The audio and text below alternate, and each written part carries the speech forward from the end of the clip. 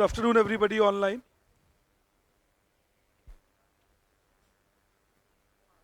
Vikas and Abhinav.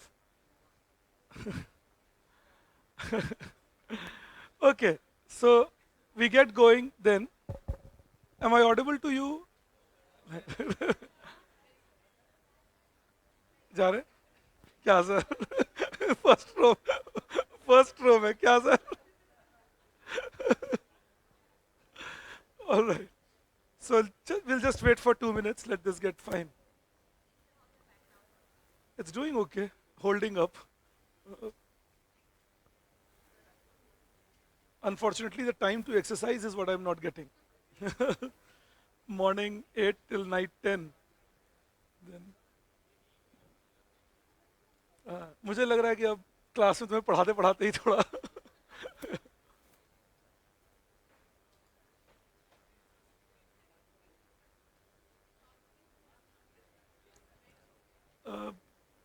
The back has always been susceptible. तो जब भी ज़्यादा उस पर प्रेशर आता है देन क्रिएट्स. बेल्ट यूज नहीं, वेट लूज करना है. असली दिक्कत वो है. अभी बोलूं? Is it fine now? It's not fine.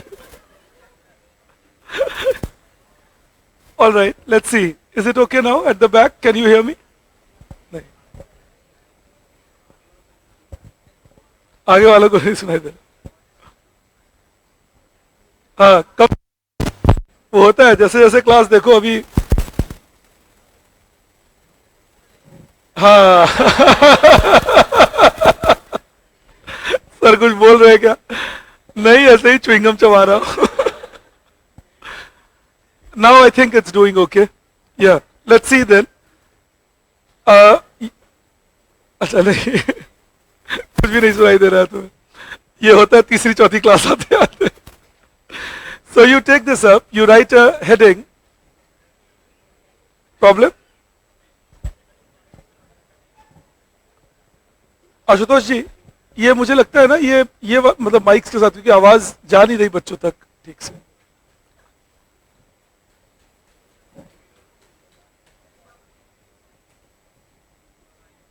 अब भाई, हम लोग एक हॉस्टल में रहते थे, वहां पंखे का स्विच बंद करने से टीवी ऑफ हो जाता था. तो सर्दियों में भी लोग कंबल ओढ़ के पंखा चला के टीवी. पंखा बंद किया तो टीवी बंद हो जाए. It use to be a case in Hindu hostel in our days. जब मैं हिंदू कॉलेज में था तो वहां के हॉस्टल में करीब 3 महीने ये दिक्कत रही थी. पंखा बंद करो टीवी बंद हो. जनवरी के महीने में लोग कंबल ओढ़ के पंखा चला के और फिर देख रहे हैं. अभी हम लोग वही कर रहे हैं, पंखा चलाओगे आवाज नहीं आएगी. All right, now I think it's doing pretty okay. All right. Now if you can't hear, then I have an ENT specialist number. All right, then we can consult. Okay, let's see. So yesterday you wrote a heading, National Asset Management Company. Sorry, monetization pipeline. Asset management land asset management company पे था actually दिमाग में. We'll see this. So let's understand few things first. पहली बात, whenever you see the name pipeline, जब भी ये word देखो pipeline, it implies everything funneled at one place. That is a pipeline. All right, when everything is channelized at one place, that is what is called a pipeline. So when we say National Asset Management Pipeline, then asset monetization pipeline, then it means monetization through one channel. All things will be monetized through one channel. So that is why asset monetization pipeline. Another thing is when we use the word asset monetization, when we use the word monetization, monetization is not privatization. First, monetization is not privatization. Monetization means you have given the asset on lease. You have not sold the asset. The asset has been given on lease, which people can use. The asset has been given on lease, which people can use, earn money out of that, and then give it to you. That is asset monetization pipeline system, monetization. That asset has been given on lease to a private sector company. The private company can use the asset and then earn money out of that and give it to the government, a part of it. That is National Asset Monetization Pipeline. Why was it envisaged? See, various reasons. One, disinvestment was becoming politically less feasible. Also about disinvestment, the plans were getting weak because somewhere internally the desire to lose control was not there.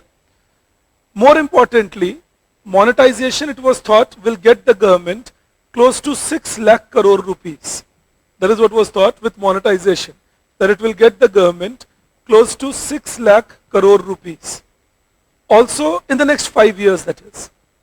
Also with monetization, they thought that, or they have thought that it will result in using the assets, because the government has been unable to use many of these assets. Like there are several airports and there are several railway land, and there is a lot of public sector land, there is a lot of port area which lies unutilized, or underutilized. So then it is thought that if we give it to the private sector for 20 years, 25 years, they might start utilizing it. For example, railway land used for some development purpose.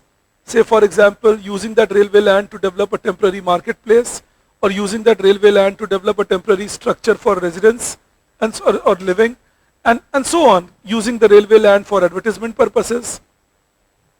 Earn your money out of that, and of course share a part of it with the government.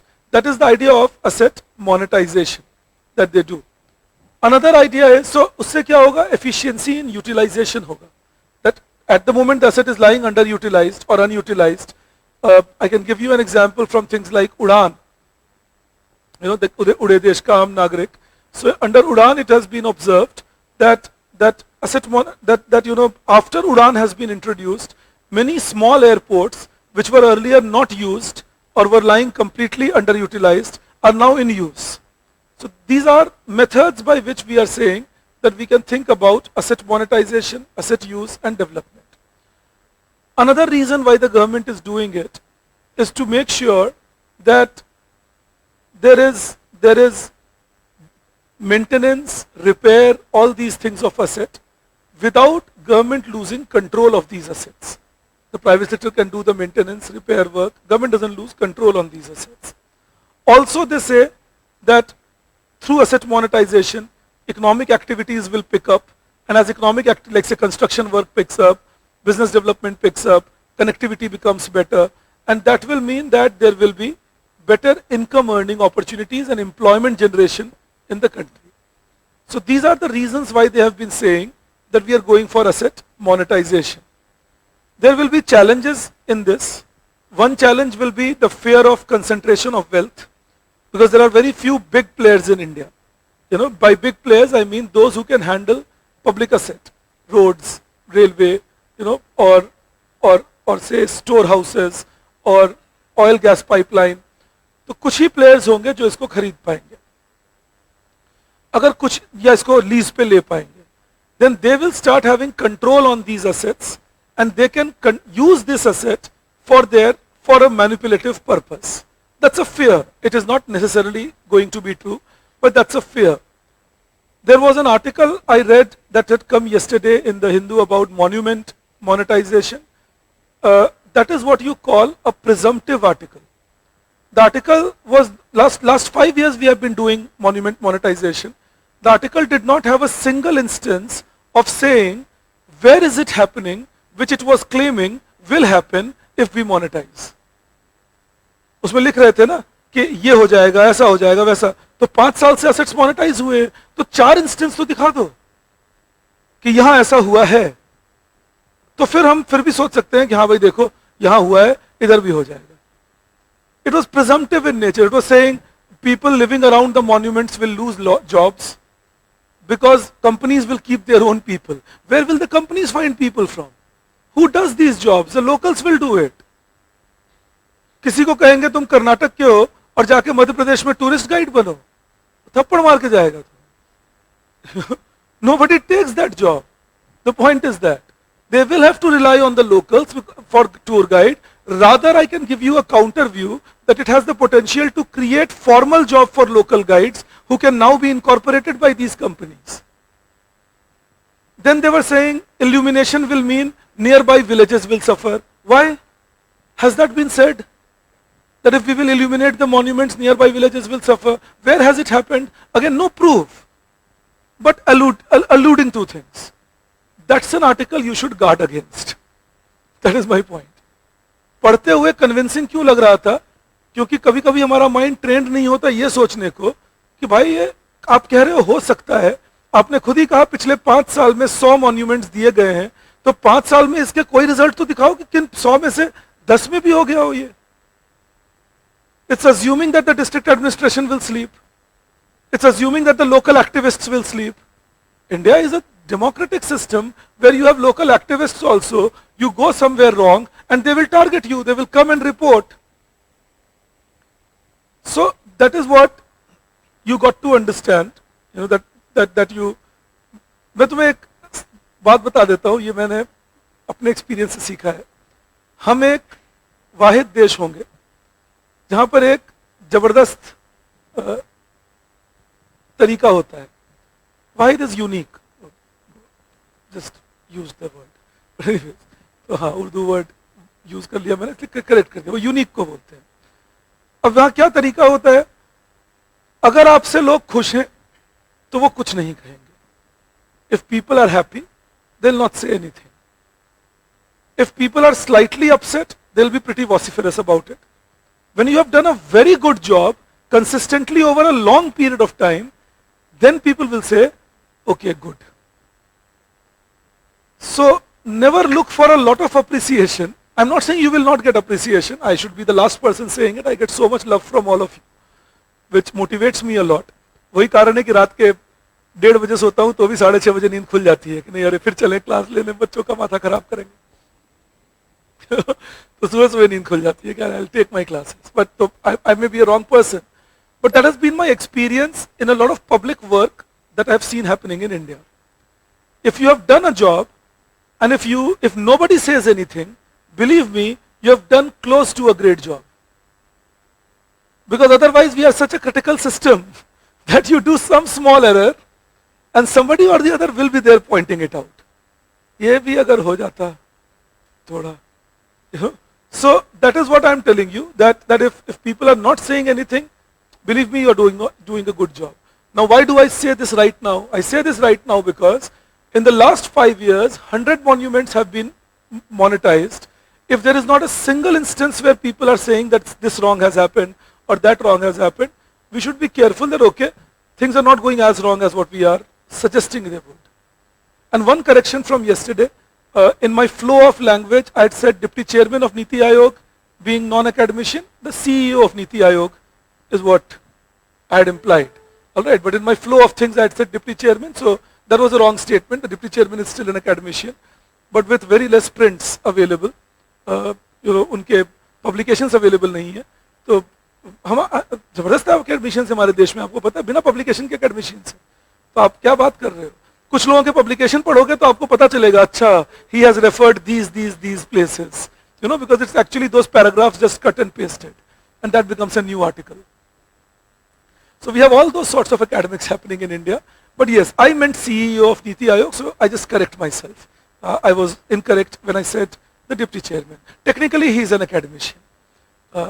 Now, coming to my point that I was telling you, so when it comes to any asset monetization program that the government will run, you will have a lot of obstruction in that. Articles like yesterday should be read, and you should always try having a counter view there, thinking that, okay, what are the things that are happening around me? That is why I highlighted few things. Illumination will mean villages will not get lights. No, it's not done in India anymore. पहले वो load shedding होती थी. Now it's not done anymore that there will be load shedding. All right, people get electricity. Secondly, it says that locals will not get a job. We don't get a proof on that in India. Rather, the locals will be more involved because the companies don't have much of an idea of the place if they take it over. All right. Also, it was saying that it can result in excavation by those people who may not have an expertise in that. Every monument in India is either under the State Archaeological Society or Archaeological Survey of India, and this asset monument monetization is happening only among those monuments which are under Archaeological Survey of India. So the statement that those monuments which are not under ASI will suffer is again not a correct statement. तो कभी कभी थोड़ी बातें ध्यान में रखना, वैसे तो मैं आपको गाइड करता रहूंगा.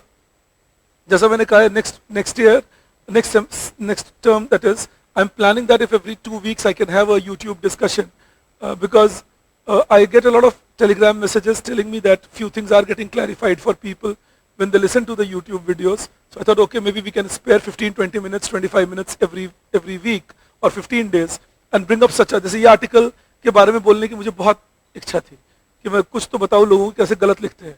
हिमांशु जब भी लिखते हैं गलत लिखते हैं. So no, I'm honestly telling you because that's ideological difference with the government. So just be careful on those lines. Yes, but when you talk about, coming back to my point on asset monetization, when you talk about concentration of wealth in India, it's becoming a true problem in India because very few people get the permissions in India, and very few people are capable of getting it. Secondly, if we monetize an asset, and suppose there is no alternative to that asset, that can lead to deprivation. For example, you create a toll road and now there is no alternative road. You are unnecessarily putting the pressure on people to pay the money of toll road. Alright. Also, there is a problem about what will be the use of money which we get from monetization. Like right now the government says we will use this money for developing Gram Sadak Yojana or Awas Yojana. Perfect, if we can do that. We will have to sit down and think what will be the use of this money. Will this actually be done that way? And then auditing of what is actually happening with the use of that money. India badly needs it today. हमारे सरकार को अभी, केंद्र को भी और राज्य को भी, central government and state government, both these governments have developed a very unfortunate habit where they don't talk about the outcome of the expenditure. They talk about how much expenditure they did on a project. That's not the outcome of the project. You know, outcome of the project is how many, for example, we have put 60,000 crore last year on Jal Jeevan, 70,000 crore this year on Jal Jeevan. Then it should be about how many taps have been created, and more importantly, how many taps that had been installed last year are functional this year. These researches should not be done by independent people. This should be done by government. Because it's government's money at stake. To check that if I installed, say for a second, 5 lakh taps last year, then at least 4.5 lakh should be functional, 10% can go dry, and then what steps have been taken to make sure that they remain functional. नहीं तो फिर वही होगा जो 70 और 80 में हुआ था भारत में. In 1970s and 80s in India, we would go for different types of things. Sulabh Urja in Bihar and UP, many places were given this methane gas through cow dung and human feces. The maintenance was not done, the schemes went away. Ye aspirational district program sounds like a lead bank scheme. So point is, it's not that this is the first time we are trying to uplift India. So we should learn from the mistakes we have done in the past, is we have done it, and since we have not been consistent in revising the process, not being consistent in finding out the outcomes and making sure that the outcomes remain stable for a longer period of time so that people develop a habit of using that product. If we don't do all that, then it doesn't help us much. So that's what we need to do. That is the whole idea, that that is how the programming should go. That is what we will suggest. I'm giving you a small write-up on NAMP. You take that down. In case they ask you a question to critically analyze NAMP, this is what you can write on that. All right. Let's see this then. You write,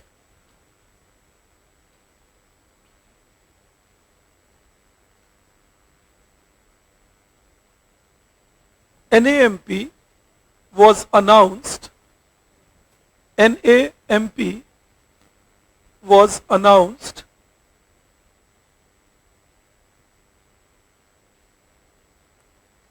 was announced by the government under Atmanirbhar Bharat scheme, under Atmanirbhar Bharat scheme in 2020-21, 2020-21, and implemented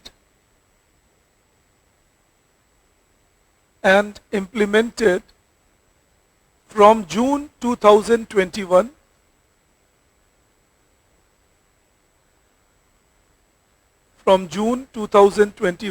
full stop, under the scheme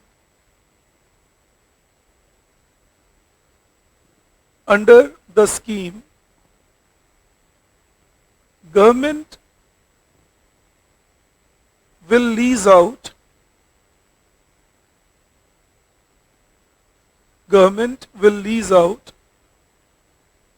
public assets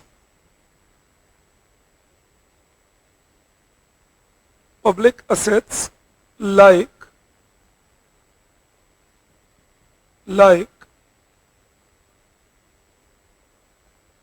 road, railway platform, railway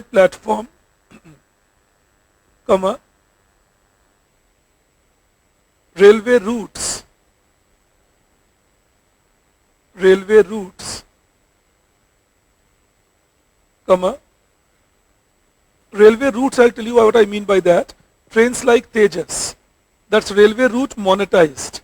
Alright, that government has said that the private sector can run trains and private sector can use these trains for the earning of asset, but the platform, the railway line, the rights on the railway line will all belong to the government. So they don't own the asset, they're only using it for the purpose of earning money and they'll share a part of it with the government. हाँ, उसी के वंदे भारत सारी train नहीं, कुछ तो सरकार की train है, कुछ प्राइवेट सेक्टर चला रहे हैं. भारत गर्व एक ट्रेन है, वो भी प्राइवेट लीज आउट है. भारत गर्व की पहली ट्रेन शुरुआत हो गई है अब, वो कोयम्बटूर और शिरडी को कनेक्ट कर रही है. That's the first Bharat Garv train connecting Coimbatore and Shirdi. The second Bharat Garv train is planned, which will be connecting it's called Ramayan. It will be connecting Ayodhya to Janakpuri in Nepal, and it'll again come back. So the idea is to connect all the places connected to Ramayan and then go ahead. It will go via Chitrakoot and all. So it's all about connecting the important places of Ramayan as a religious tourism system. So that's Bharat Garv planned. Second one has not yet started, this Ramayan thing. The first one connecting Coimbatore to Shirdi has started. It plies once a week.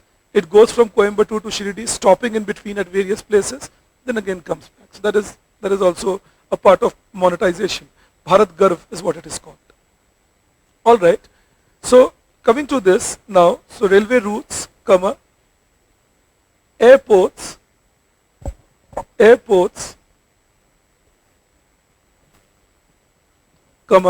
ports,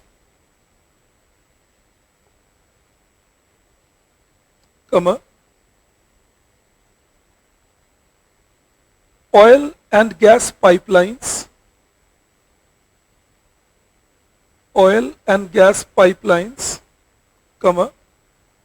public land, public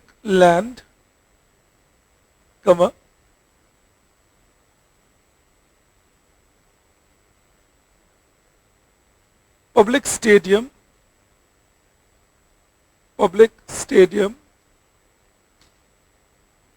storehouse,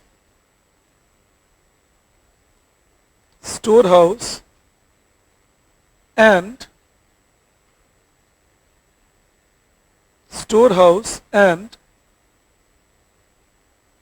warehousing.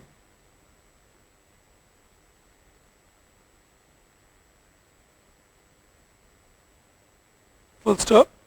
In the same thing you write, change the paragraph.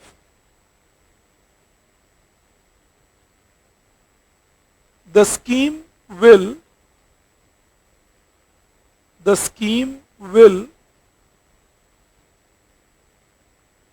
be contractual in nature. The scheme will be contractual in nature, where government authorities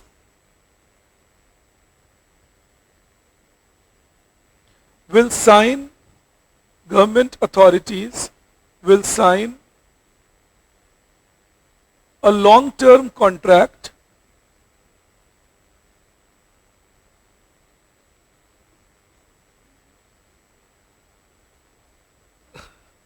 the food gives you energy. Long-term contract with all details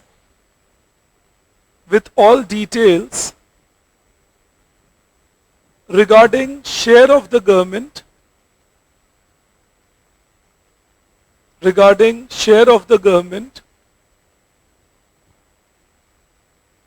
comma, payment schedule, comma, time period validity,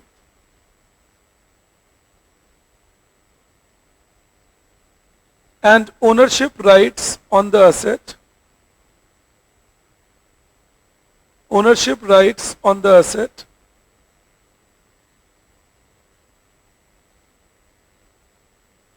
will be mentioned.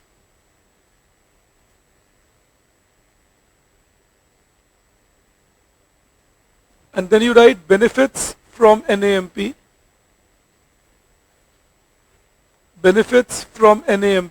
first one,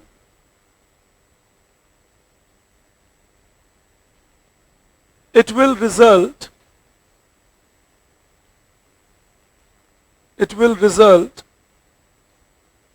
in revenue flow,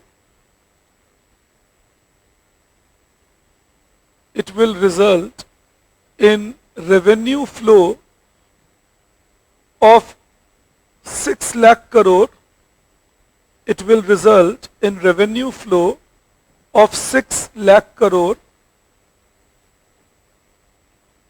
over next 5 years,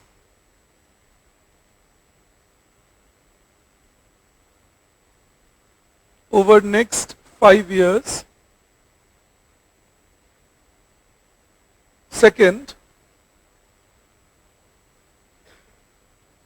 this is the first point, that revenue flow of 6 lakh crore in the next 5 years. In fact, last year itself, government could get a revenue, last year, 21-22. I'm not talking 22-23. The final numbers are yet to come. But 21-22, government got a revenue flow of around 88,000 crore from asset monetization. A lot of it comes from road actually, because road is where we have monetized the more. Ports are another place where we monetize a lot. Second, then you write, it helps in better utilization of asset.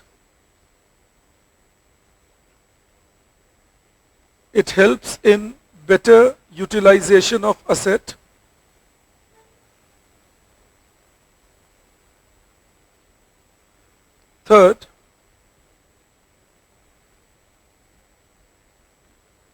I hope you understand the idea of better utilization. As I told you that many assets were lying underutilized or unutilized. It is expected that monetization will mean that people use them better. Third, it will improve economic activity.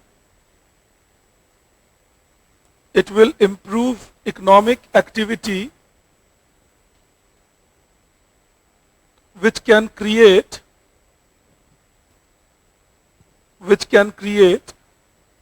more employment,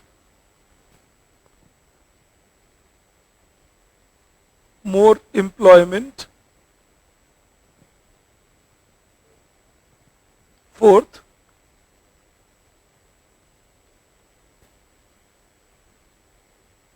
the government will save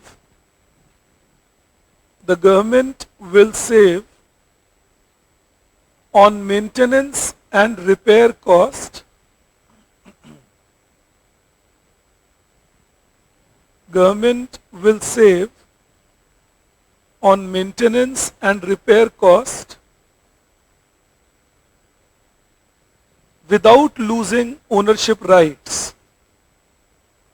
Maintenance and repair cost without losing ownership rights.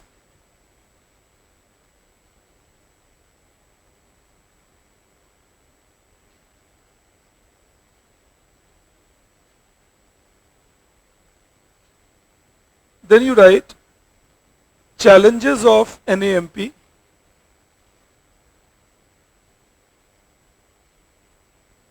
Challenges of NAMP. The first challenge that we have, you write 1, it can lead to concentration of wealth. It can lead to concentration of wealth.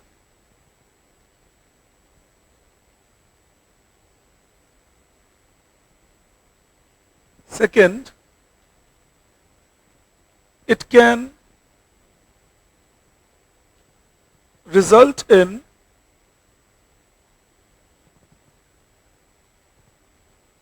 asset loss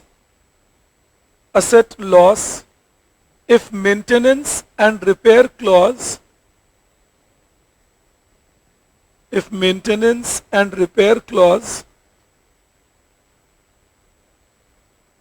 is not mentioned in the contract.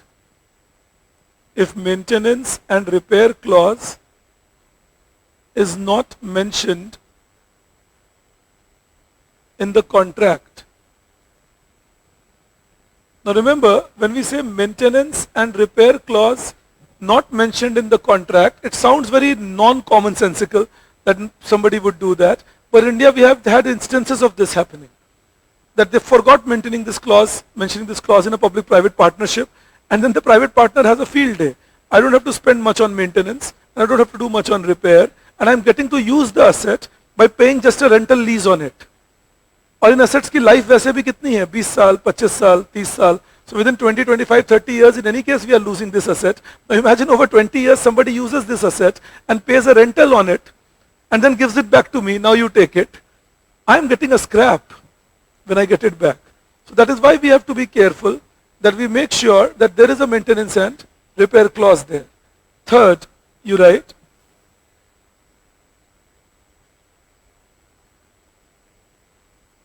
it can lead to deprivation. It can lead to deprivation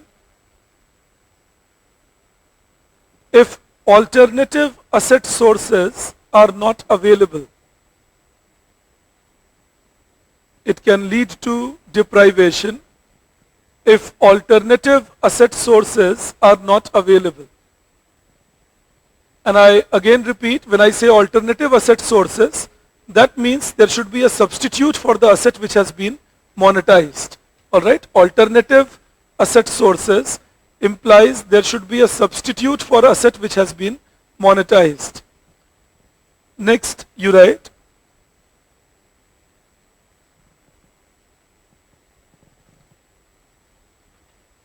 there is no mechanism in the policy. There is no mechanism in the policy to assure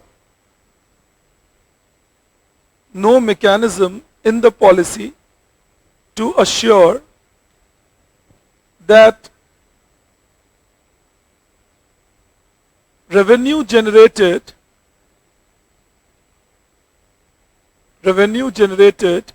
will be used for alternative asset building. Revenue generated will be used for alternative asset building.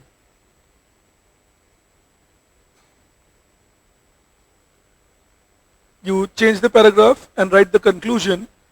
Therefore,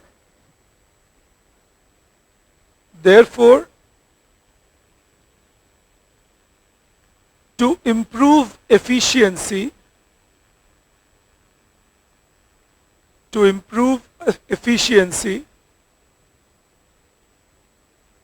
comma,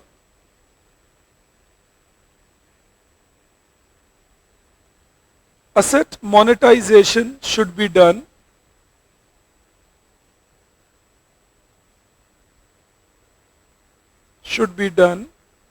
with a well-defined program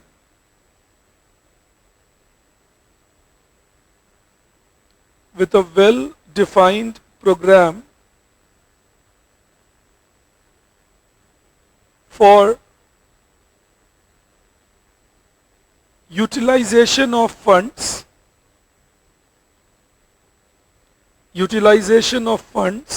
comma, well-designed contract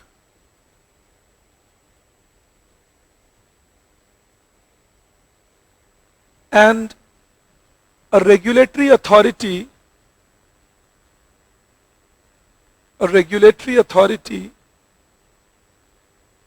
to assure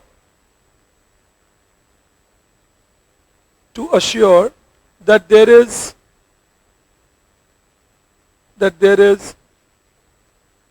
no malpractice.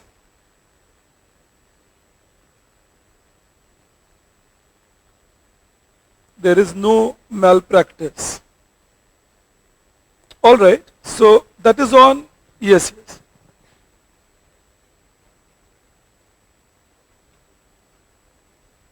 No, not only political connect. What happens is, suppose I am Reliance Enterprise and I have a company called Reliance Infrastructure. Reliance Infrastructure bids for an oil and gas pipeline, wins the bid because there are not too many people. And this has nothing to do with politics. It's because there were few people, I'm the most efficient one, I win the bid. All right, I can give more money. So obviously if I can give more money, how do you reject me? I'm doing a legitimate business. But now what I do, I have another company called Reliance Oil, and now whenever it is about Reliance Petrochemical, if their gas and their oil has to pass, the pipeline does great. And if some of my rivals' oil or gas has to pass, that day the pipeline develops a snag. And as minor snag, it can be corrected in 2 hours, but creating some inefficiency for my rivals. You can't even prove it in a court of law that I'm doing it deliberately unless I don't do it very often. But if I do it even slightly at times, over a long period of maybe 2, 3, 5 years, it will start giving me an edge. So that is what starts happening. Sabotage का डर रहता है. इसीलिए regulatory body चाहिए कि अगर कोई ज़्यादा करते ऐसे दिखे, उन्हें पकड़ा जा सके. All right.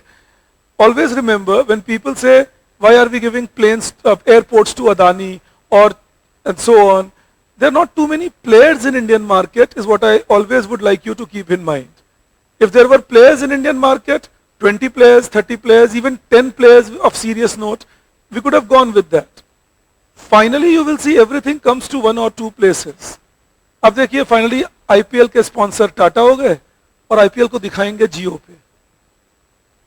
घूम फिर के बात वहीं पहुंच गई. बीच में स्टार आए, बायजूस आए, सब कोई आए, बट अंत में घूम फिर के कहां पहुंचे? Tata, Ambani. Because they are the ones doing stable business in Indian system. So if they are the ones doing stable business in Indian system, what happens is, in most of the long-term contracts and big money contracts, because of their clout in Indian market, I'm not saying with Indian politicians, that's a separate thing altogether. Even the clout in Indian market, 7 on 10 contracts these guys will get. So that is why when we are talking about decentralizing, we have to be careful about how we are doing it and to whom it is going and what are the terms and conditions and whether the proper transparency has been maintained or not while giving these contracts. All right. Yes.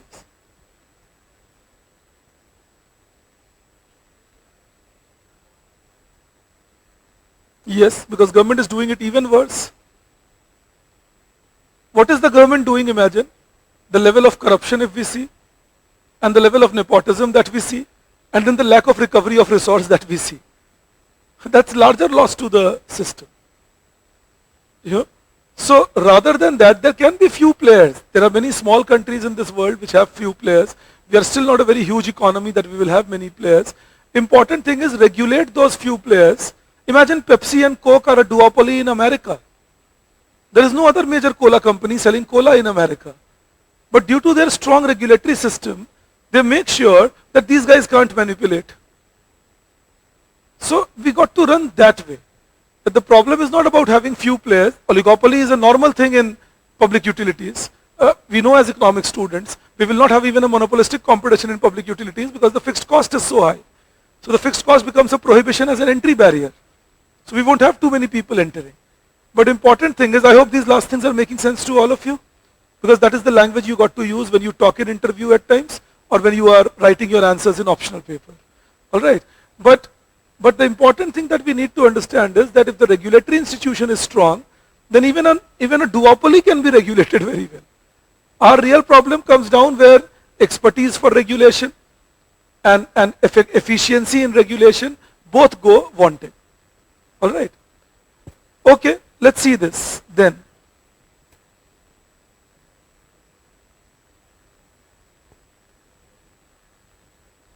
No, so yes, but main important is if it is a road or a port area, you cannot lease it out putting everybody else on the mercy of the private player who has taken the lease now.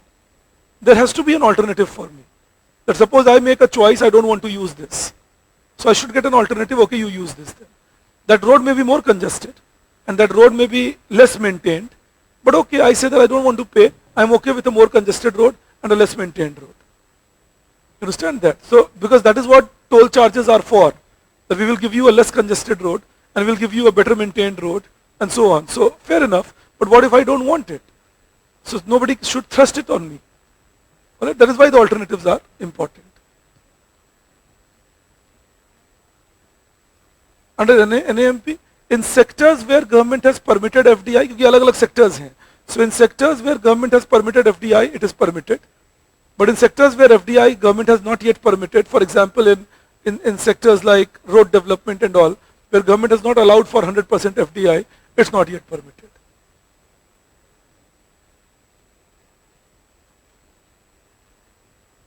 I said that we paid 60,000 crore last year for Jal Jeevan, budgetary expenditure, and we have made 70,000 crore this year on Jal Jeevan. Last year we spent 55,000 crore, the revised estimates. Now this year we are planning to spend 70,000 crore on Jal Jeevan. What we need to see is how many taps have been installed, that record we have. How many of those taps are functional after 1 year? Because unless that kind of thing is not done, public money is spent without getting regular returns on it. How many times can we keep installing new taps? How many times can we keep installing new poles in the villages? How many times do we keep making new schools in the villages? So these are permanent structures. They should live at least for 20 years, 25 years, and then only a change is needed. For taps, maybe 10 years. But what happens in our case is that we have a regular change, and regularly we come up with these schemes.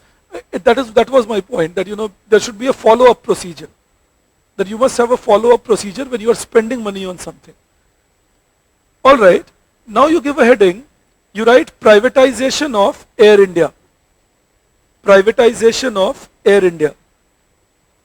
We'll just do a quick analysis of what was this privatization and so on.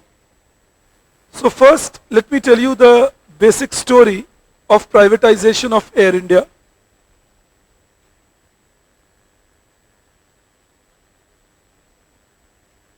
Bharat Gaurav, yes.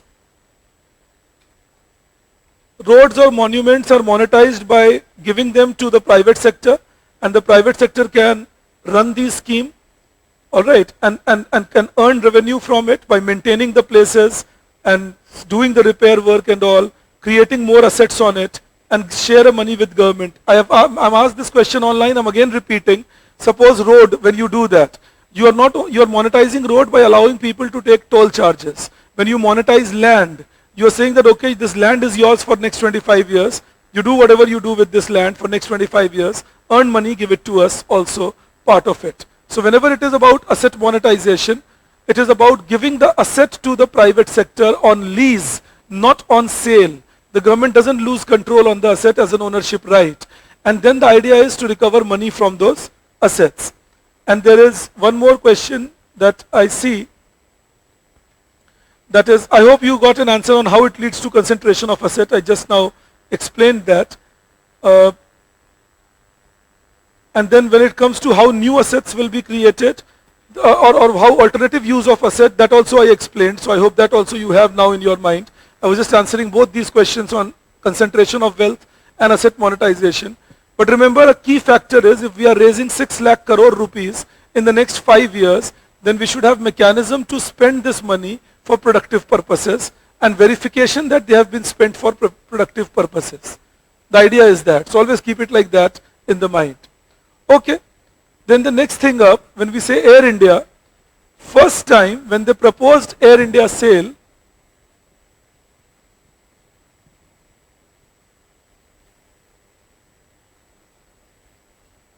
that was, so I'll give you a brief history before that. 1994, aviation was liberalized.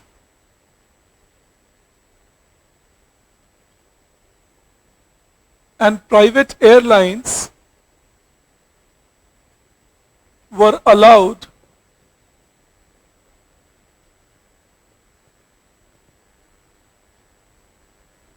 to operate in India. That was 1994 that we started this, that okay, private airlines will be allowed to operate in India. 1998, Air India reported losses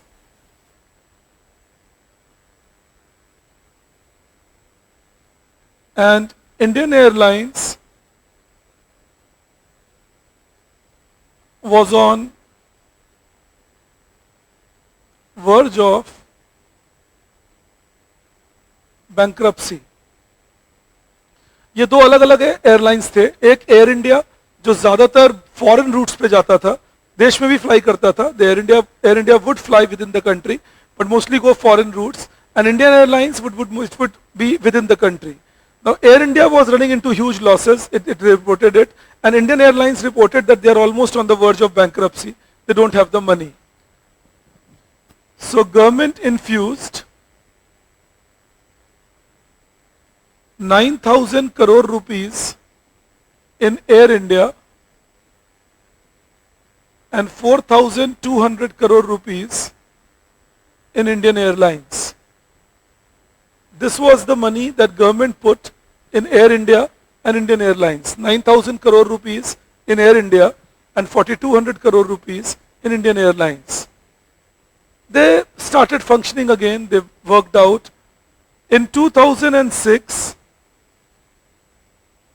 Indian Airlines reported loss of 6,000 crore rupees. Now, when Indian Airlines again reported a loss, it was decided that both these will be merged. So there was a National Civil Aviation Company Limited, NACIL, which was formed, merging Air India and Indian Airlines. This was in 2007. That National Civil Aviation Company Limited was created, NACIL, and this was in 2007, merger of Air India and Indian Airlines. By 2007, their passenger share had fallen to 27%. Like in 1994, it was 100%. All passengers in India could go either Air India or Indian Airlines. By 2007, the passenger share had fallen to 27%. All right, between Air India and Indian Airlines. That is where we had reached. This was 2007. Many people say that this merger hurt Air India a lot. Well, to some extent it did, because Indian Airlines was even more pathetic. But then it was a comparison between poor and pathetic. So Air India was the poor one and Indian Airlines was pathetic, so that made Air India worse off. But it was not that Air India was doing great and superlative and then the merger would hurt Air India. So ऐसा कुछ नहीं हो रहा था. But okay, the merger happened. With the merger, government infused 8,400 crore rupees in Air India. इस merger के साथ साथ सरकार ने एयर इंडिया में 8,400 करोड़ रुपीस भी डाले कि एयर इंडिया को रिवाइव किया जा सके. But then 2012 air India reported huge loss and again it was on verge of bankruptcy. तो 5 साल बीतते बीतते एयर इंडिया की हालत फिर खराब थी. They were on the verge of bankruptcy. This was 2012 that we saw this situation. Now, government in 2012 decided, I'm writing it here, 2012, this was happening 2012, government decided to infuse 2500 crore rupees per annum in Air India and also bear its interest cost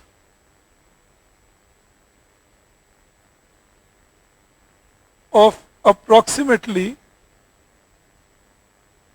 3600 crore rupees per annum. सरकार ने air India को बोला ठीक है आपको मैं बचाऊंगा, 2500 करोड़ रुपए मैं आप में डालूंगा हर साल कि आप अपने आप को मॉडर्नाइज कर सके, और 3600 करोड़ आपके इंटरेस्ट कॉस्ट मैं बेयर कर लूंगा, so that you can save on your revenue expenditure. So effectively government was now committed to putting in 6100 crore rupees in Air India on an annual basis.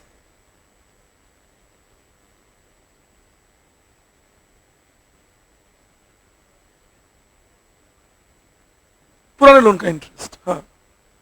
There is a question that I am asked online. The question says that how will the government ever learn to become more efficient if it goes to monetizing and privatizing its asset? But why should government be efficient in business? It's like I should start managing next IAS and avoid taking your classes and be inefficient in taking my classes.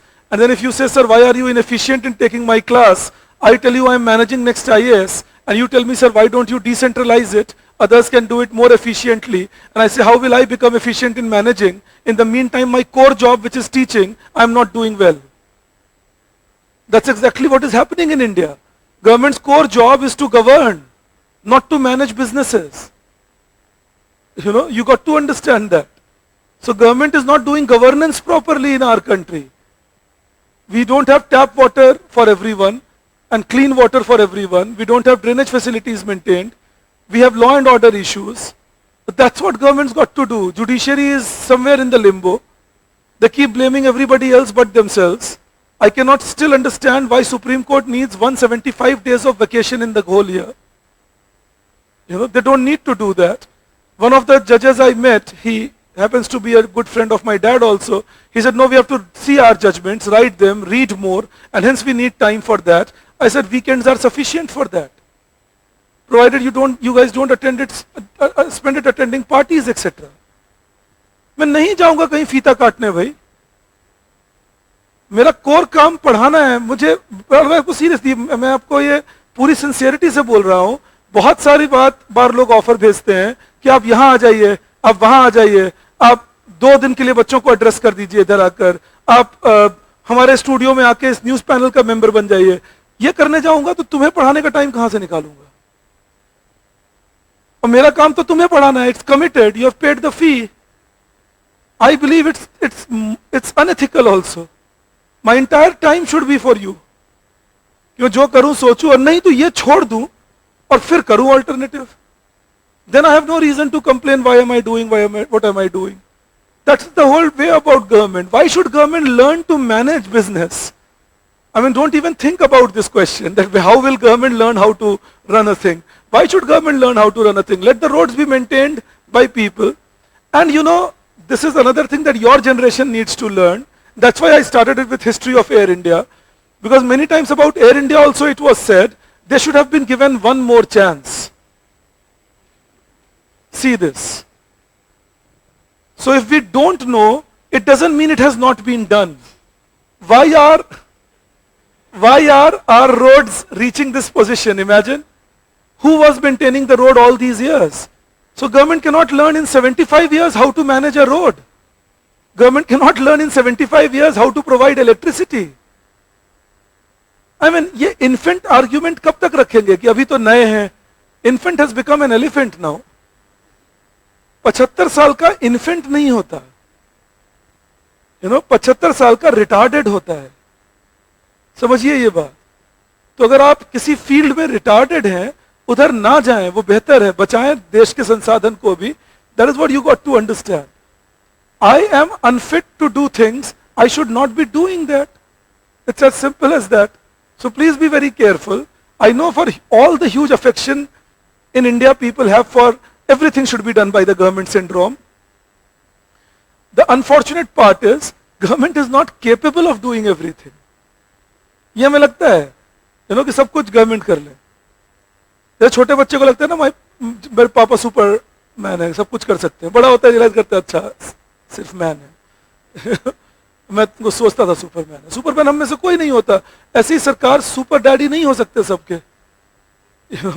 So why even acknowledge that government should do this? So remember, if government, and just to answer your question in more detail also, if the government is monetizing 5% of the asset, let us see how good they are managing the rest 95%. At least they can have some shame within and try managing the rest 95% well to prove this point only right, that give us chance and we can manage it better than the others.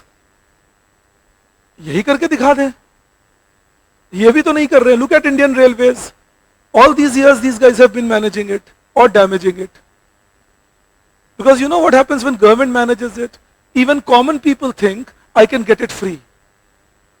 Railway platform पे अगर सरकार का management है, बिना platform ticket लिए लोग घुसते हैं और ये मान के घुसते हैं कि मुझे कोई नहीं पकड़ेगा, मैं निकल जाऊंगा आराम से.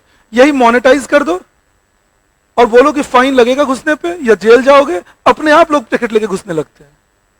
ये हम लोग भी तो हैं. मैंने ये रिसर्च किया था वे बैक 2009 में. In 2009 I was a part of this research where we had talked about Indian railway platforms. Can you imagine? We took only 150 busiest railway platforms in India. Busiest of course, but we took 150 busiest railway platforms of India and we estimated that Indian government makes a loss of approximately 300 crore rupees per annum because of people not buying platform tickets. और इसीलिए आदत क्या होती है, एक आदमी को छोड़ने 12 आदमी जा रहे हैं.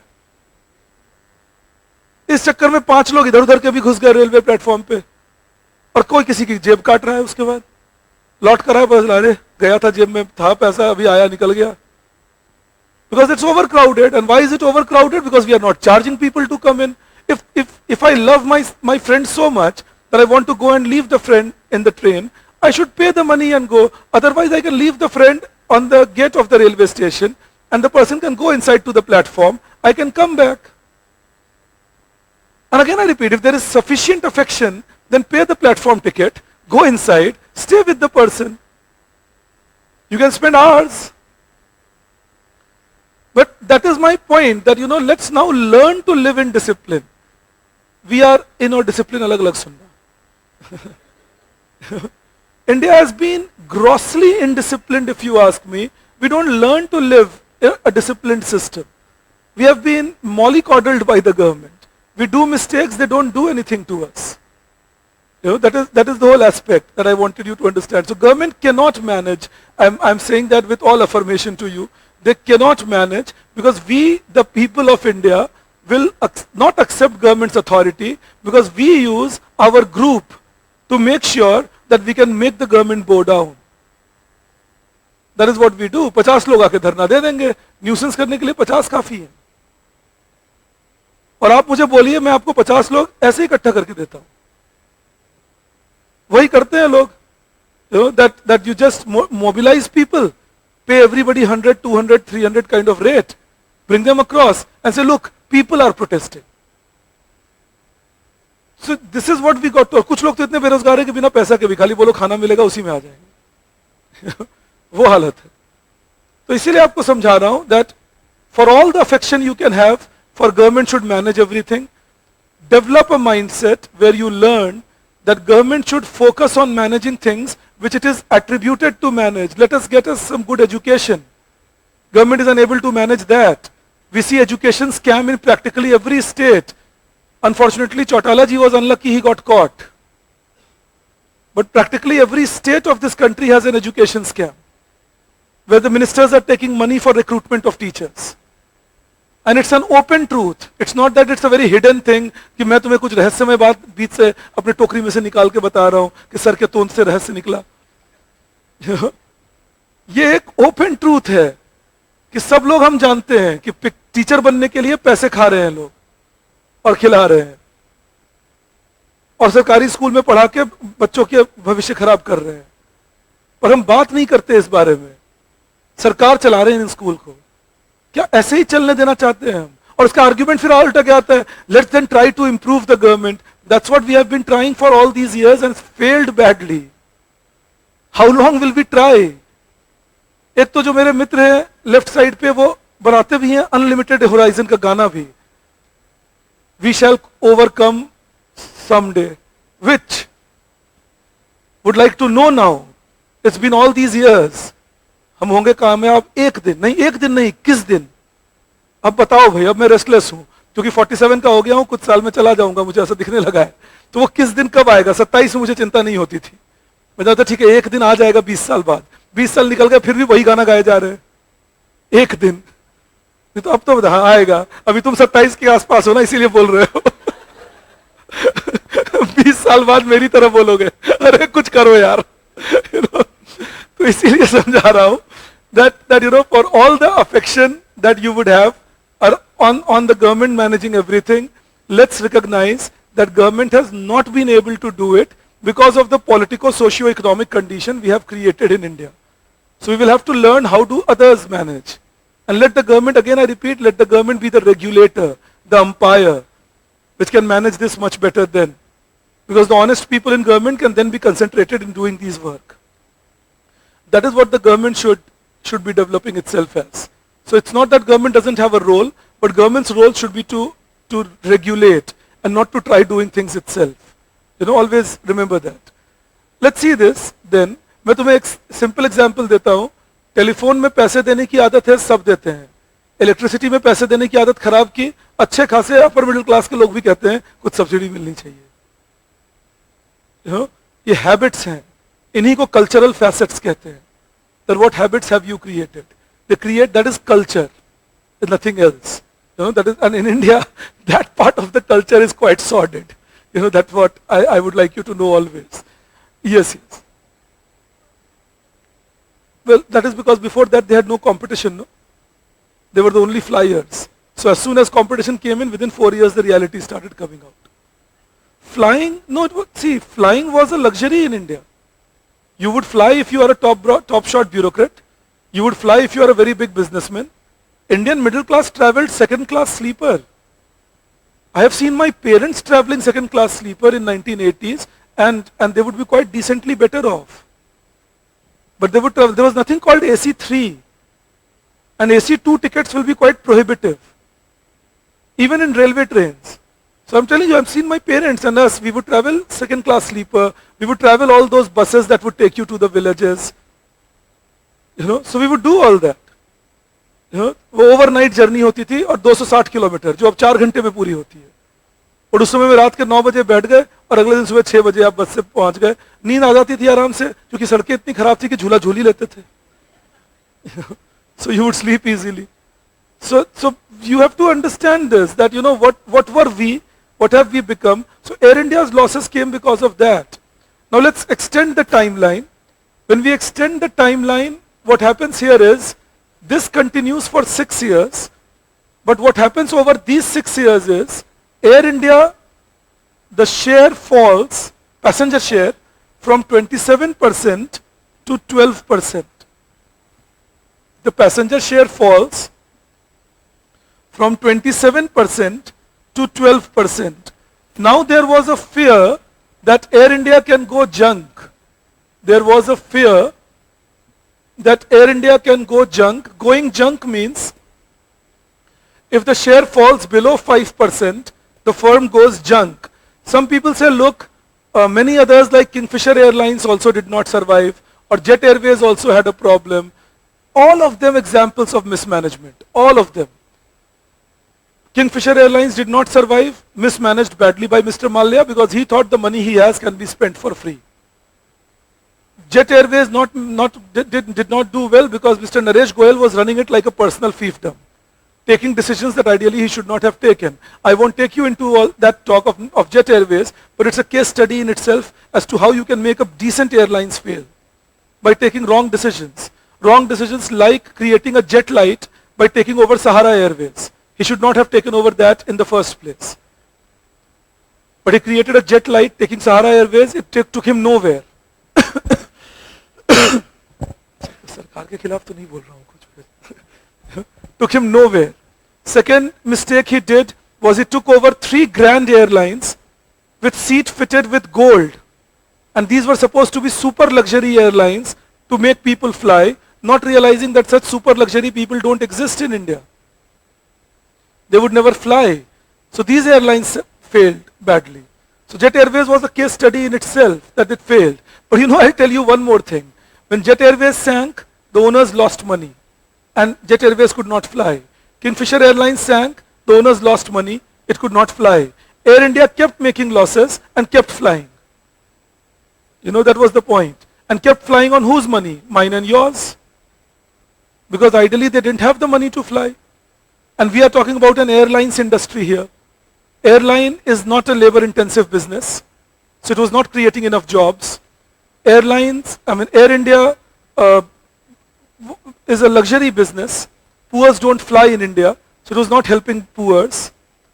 It was not keeping price in control. Rather it would be one of the costliest on whichever routes you flew. So then Air India was fulfilling no obligation of a public sector enterprise. But imagine all this money spent on Air India, all this money spent on Air India all these years.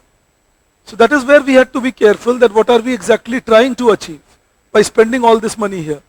Now, in 2018 finally, this was 2017-18 rather, government announced sale of Air India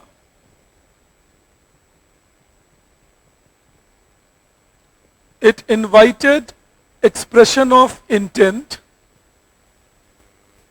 but but no bids were received. And no bids were received for 2 reasons. 2 reasons why no bids were received. Government had proposed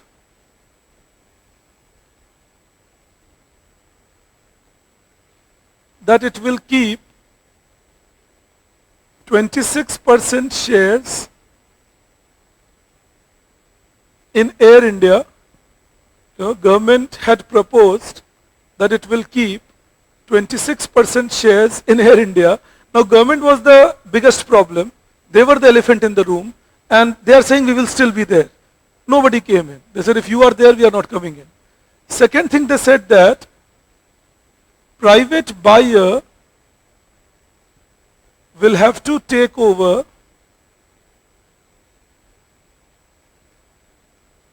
entire 52,000 crore rupees loan of Air India. अब 18,000 करोड़ की company थी, 52,000 करोड़ के loan थे, तो कोई नहीं लेगा उसको. You know that 1:3 the loan value was there. National Civil Aviation Company Limited.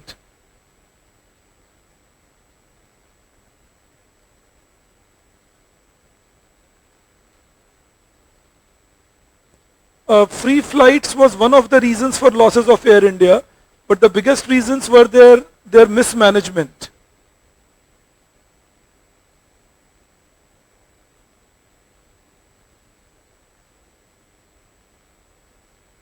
Passenger share means अगर 100 लोग फ्लाई कर रहे हैं तो 27 लोग एयर इंडिया में फ्लाई कर रहे थे. 27% passenger share means that. All right.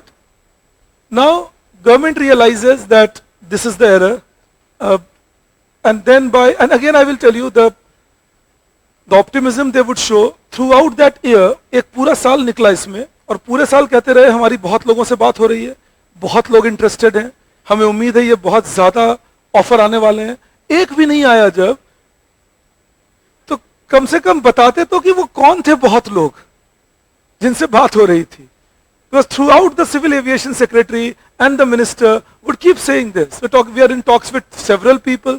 Many people have shown interest. It's on the verge. We expect a big amount of, a big number of people bidding. And when the bid day arrived, not a single bid.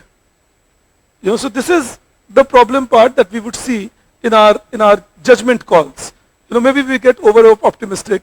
लोग आपसे मिलेंगे, आप ये ईश्वर करें आप भी बन जाओ, दिमाग में रखना हमेशा. Nobody will in front of you tell you that they won't invest in you. If you tell them, are you planning to invest? We are thinking. Don't take it serious. We are thinking means we are not planning. If the private sector is planning, they will approach you because they will be interested.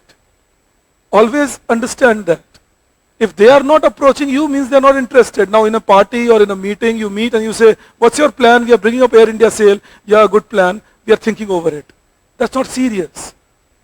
That's called pleasantries. So don't confuse pleasantries with seriousness. That unfortunately was the confusion maybe that was there. Thankfully they got wiser. In 2019, a new bid was launched. New proposal, and in this new proposal in 2019, the government said entire 100% share will be offloaded. This is what is called strategic disinvestment, that it will not be sold through share market, it will be personally sold or personally placed, and the money we can transact and can exchange hands. So entire 100% share will be offloaded, plus AIXL and AISAT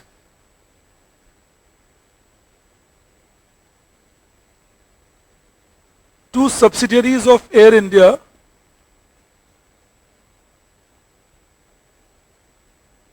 will be sold. AIXL and AISAT, two subsidiaries of Air India, will be sold. ये Air India की taxi service है और Air India के courier service companies थी. Alright, so they will be sold along with Air India. जो भी खरीदेंगे उन्हें ये सारी चीजें मिलेंगी. They'll get 100% stake in Air India, they'll get AIXL and they'll get AISAT. Alright, these things will be sold. Government will take over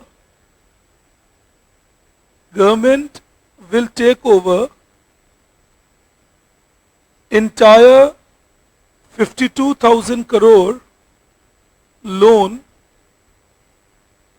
of Air India. Government will take over entire 52,000 crore loan of Air India. That was another thing that they said, that entire 52,000 crore loan of Air India will be taken up by the government. Sold, given up. Then another thing said was, land belonging to Air India will not be sold. Please don't confuse it with Air India office. Alright? It's land parcels belonging to Air India. Like Air India will buy land near the airports and many places of India. Government said these land will not be sold. So land belonging to Air India will not be sold. That was what was said.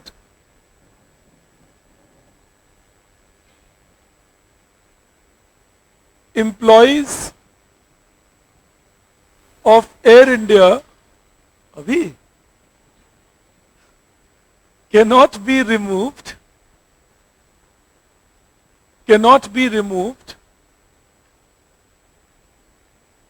till 1 year after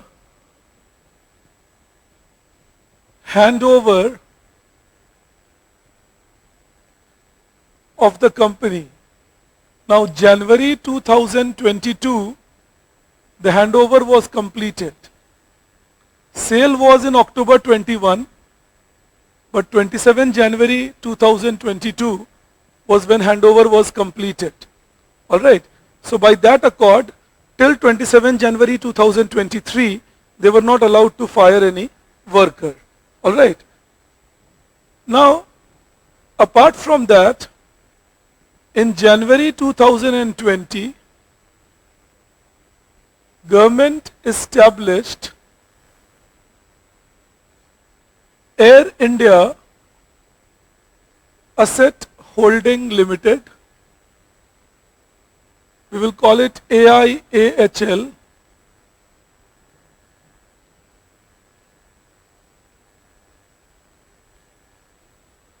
As a public sector undertaking.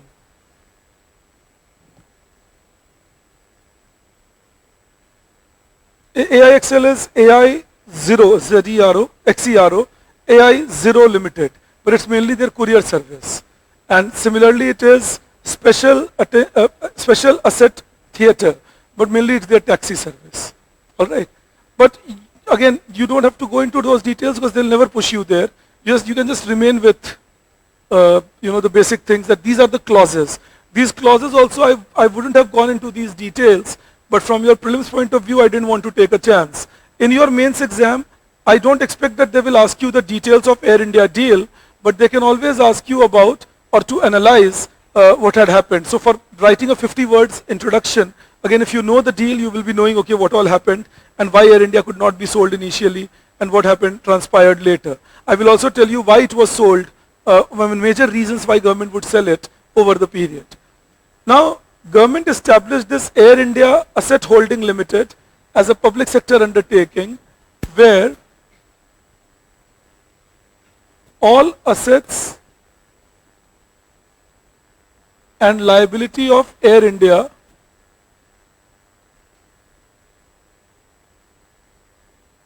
which were not in the deal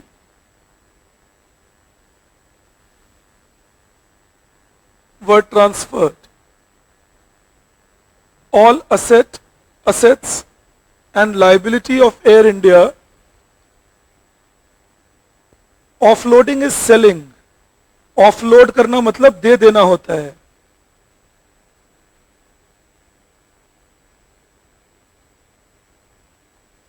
I see a question where you see due to privatization the fares have risen.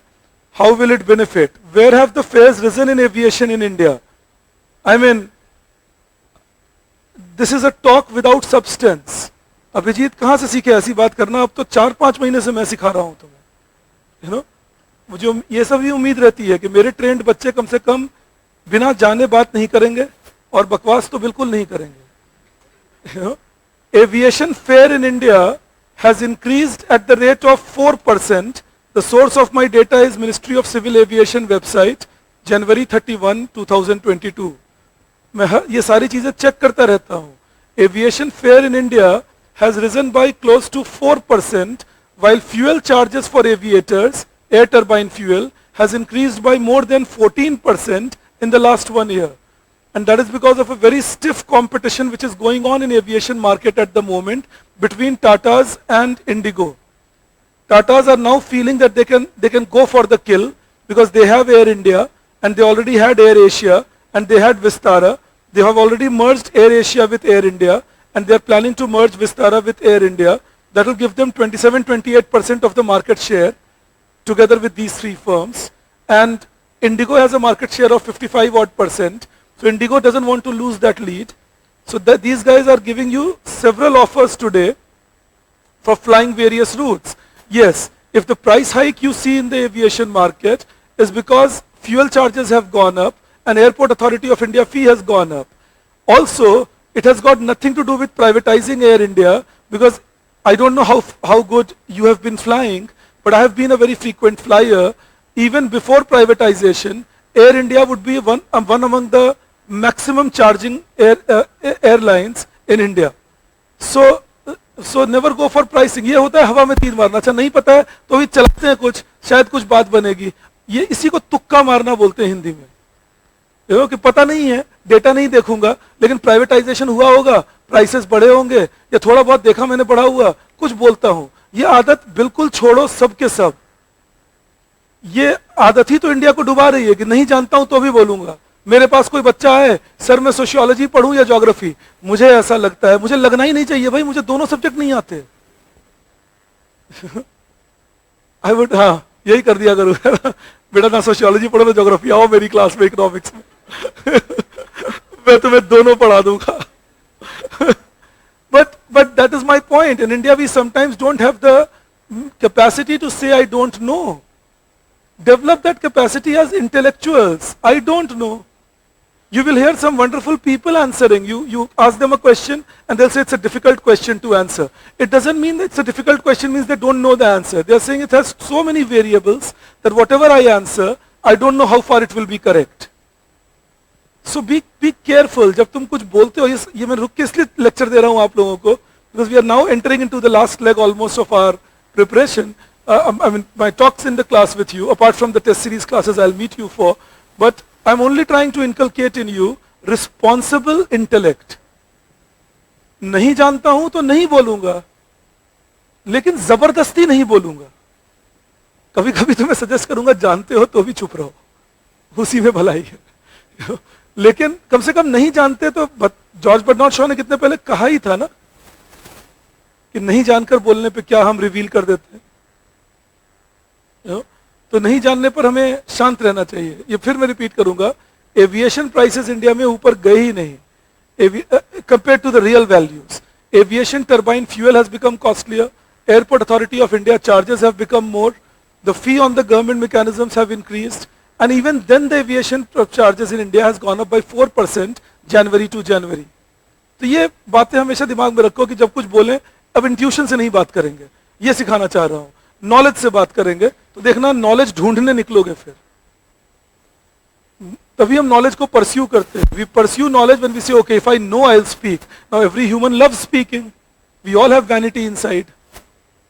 तो बोलने से पहले knowledge होगा तो बोलेंगे, तो चलो अच्छा सोच के नॉलेज इकट्ठा करते हैं फिर बोलते हैं, फिर तुम्हारे बोलने में वेट होगा। Then when you will speak people will listen, अच्छा ये बोल रहे हैं तो कोई बात तो होगी। Otherwise flimsy people are tremendously there in India. I am sure you would not like to be in that category. All right, but increase in price ऐसी बात तो करो भी मत, जबरदस्त रूप से पकड़े जाओगे कि नहीं जानते हो। व्हेन वी से this is another thing which has been done. Now when we say All India Asset Holding Limited, Air India Asset Holding Limited, ये एक कंपनी बनाई सरकार ने। इस कंपनी का मतलब समझ लो, आई एम श्योर तुम समझते हो, मैं फिर से बस समझा रहा हूं एक कंप्लीशन के लिए। If government says we will not transfer the loans, and if government says we will not transfer the land, you know, now if government is now selling Air India, somebody has to hold this loan and somebody has to hold this land. सरकार कह रहे हैं loan मैं अपने पास रखूंगा, land मैं अपने पास रखूंगा। I will keep the loan and I will keep the land. Fair enough. But then I am selling Air India. So if I am selling Air India and private party will not keep the loan and private party will not keep the land, where will it go? It has to go to some institution that I create. And that institution is Air India Asset Holding Limited. It was created. Now government also appointed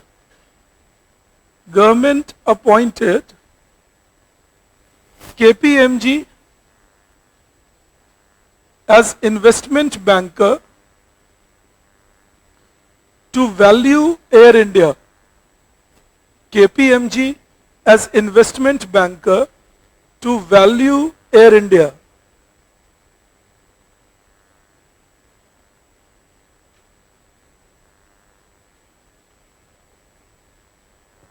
Now, KPMG said, I'm just putting it here, KPMG valued Air India at 12,000 crore rupees. KPMG valued Air India at 12,000 crore rupees. Government made this the base price for Air India. KPMG valued Air India at 12,000 crore rupees. Government made this the base price for Air India. I hope you all understand base price, that we will not sell at lesser than this price. And you know what the government does? In all these cases it does it. They don't reveal the base price. They tell the private companies, now you bid, and if your bid is above the base price, then only you will be considered further. And if your bid is below the base price, you are rejected anyways. Because if the government reveals the base price, everybody will bid close to the base price. So to keep it an open bid, government doesn't reveal the base price. So what does the government do? Government says, now we invite the bidding. 7 bids were received. 7. Out of which 7 bids were received, out of which 5 bids were below the base price and hence rejected. Out of 7 bids, 5 bids were below the base price and hence rejected. There were 2 bids that were received above the base price. One was by Temasek Company Limited. Temasek is a subsidiary of Tata Sons. So one was by Temasek Company Limited, and Temasek is a subsidiary of Tata Sons, and the other was, and this bid was for 18,000 crore. 18,000 crore. And the other was by a consortium led by Shri Ajay Singh. Mr. Ajay Singh is the chairman of SpiceJet, but he was not bidding on behalf of the SpiceJet. He was bidding on behalf of along with a consortium, a group of people bidding, Shri Ajay Singh bidding a consortium, and these people were offering 15,600 crore. So 18,000 crore was the bid by Tata's, 15,600 crore was the bid by Mr. Ajay Singh's consortium. Consortium means a group of people. Alright, so these were a group of people who came together, were bidding for Air India, and finally government chose Temasek and sold Air India to them in October 2021. Alright, so Air India was sold in October 2021 to Temasek. Sold Air India in October 2021 in Temasek, to Temasek, and transferred it to them in January 2022. Just remember the timeline in your mind, that will also do. October the company was sold and January 22 it was transferred.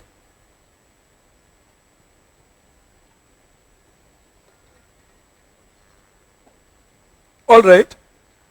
Now, we come to a general analysis as to why Air India was sold. So you write a heading, you write reasons for selling Air India. Reasons for selling Air India.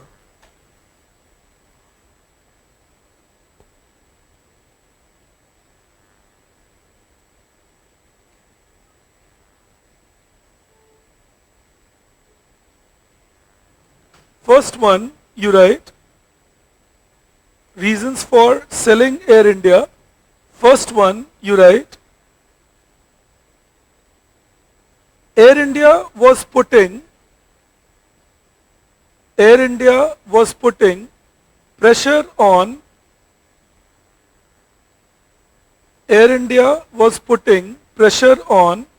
government budget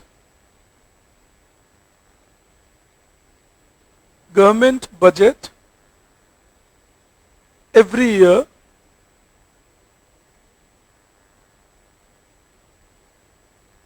Second, you write loans taken by Air India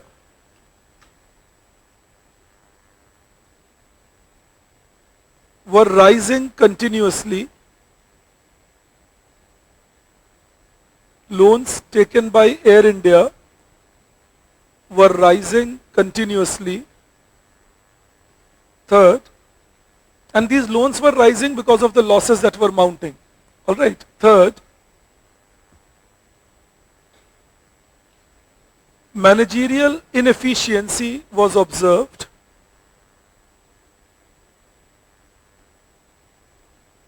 Managerial inefficiency was observed.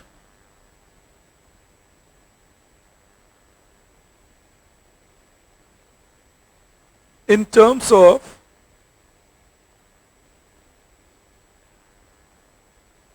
lack of cost efficiency, like it was one of the costlier ones where people were flying. Lack of cost efficiency, comma, lack of usage of resource, lack of usage of resource. Usage of resource, I'll tell you, means what? They had big airports, air routes available, like say a Delhi Newark, or say Delhi Budapest, or Mumbai Dubai, and they were not using it. They were saying we have lack of money, we can't go. But actual reason was that there was no planning as to how they would be using it. Now a lot of businesses run on planning. They were going horribly wrong over there. All right. In the same thing you write, lack of fleet management. Lack of fleet management. They had 2 Dreamliners 327 unused for 7 years. Fly नहीं करते थे उसको, क्योंकि वो fly होगा very long routes पे. Very long routes these guys won't take. So that was again, and this is apathy to the structure. ये apathy आप तभी दिखाते हो जब पैसा आपका ना लगा हो. नहीं तो कुछ नहीं करोगे तो बेच दोगे उस airplane को. They were doing nothing. They would be parked there. You know, that was the lack of apathy shown. Present apathy shown. And then you write, etc., which led to further multiplication of losses. Further multiplication of losses.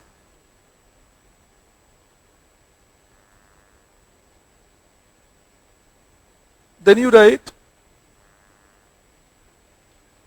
another one, continuously falling share of Air India, continuously falling share of Air India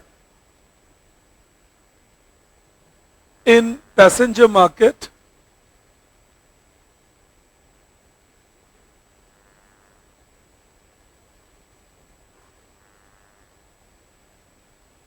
was making it uncompetitive. Was making it uncompetitive.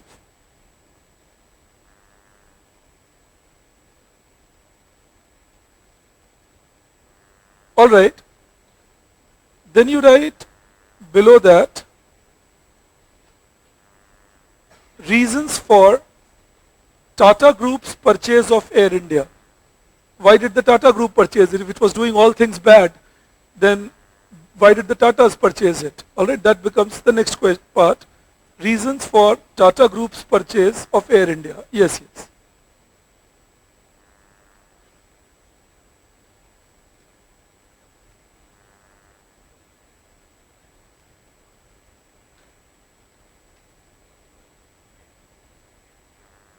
Yes, that is included in Airport Authority of India charges, and that comes with different ports, different airports putting different charges on it.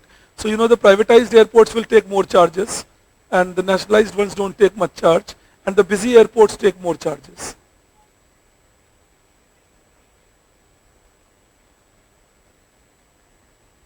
That is difficult again to answer because it fluctuates with the fuel costs quite a bit.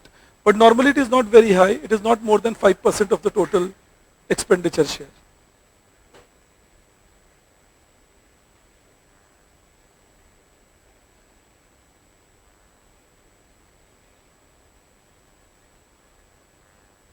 No. Air India was sold much, 2018 itself the process had started. Air India has been on the way I keep naming Scooters India now, I used to talk Air India practically every lecture. You know, I'm, I mean, to the extent that I received some messages from my old students saying, "Sir, we are very happy for you that Air India has been sold." You know, because I would be always after its life that Air India has to be sold. मेरे wife भी उस दिन मुझे एक लड्डू ला कर दिए, बोले आज एयर इंडिया बिक गया, अब तुम चैन का सांस ले पाओगे थोड़ा। मैंने कहा अभी कहाँ, अभी तो बहुत सारे हैं। अब अगला निशाना स्कूटर्स इंडिया। बिकवा के तो मानूंगा ही। But anyway, no, why I pick up on these or any particular sector? The whole idea is one would always believe that it's our money which is going waste. It's going waste. You know, so you can't close your eyes to that this whole money is country's money, and we are spending it because some people are actually extracting benefit and fooling others in the name of ideological benefits.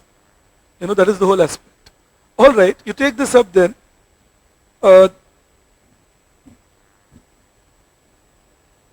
You write reasons for Tata's purchasing Air India. First point, it gives the company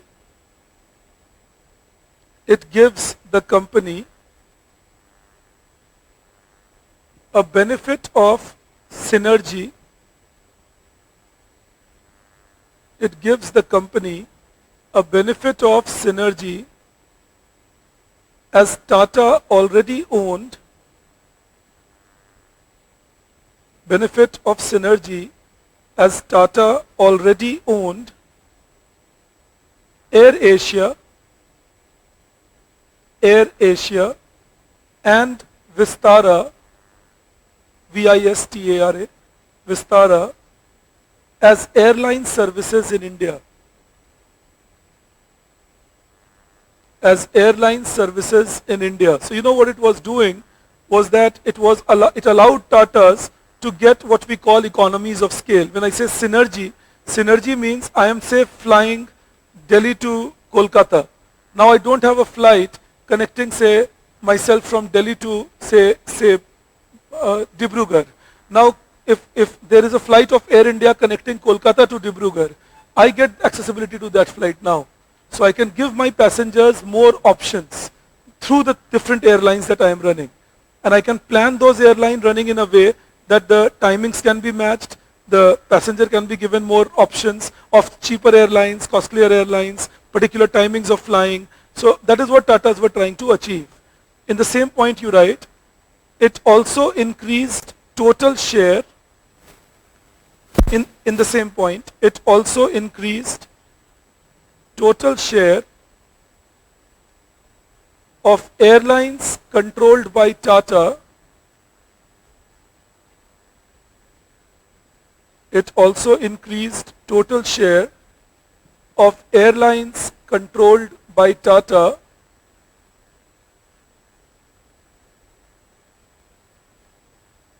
to above 25%, to above 25% in Indian market.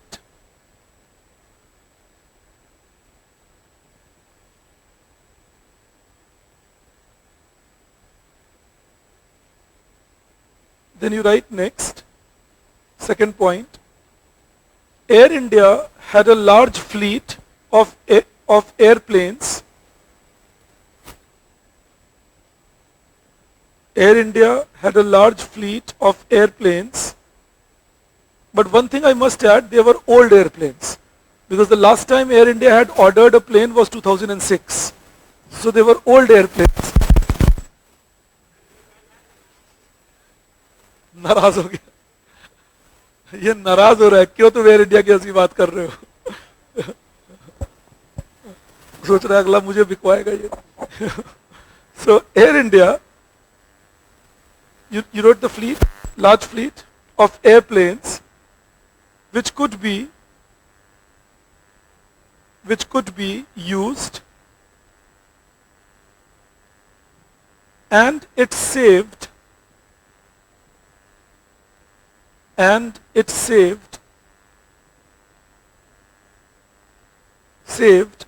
lease cost for the airline.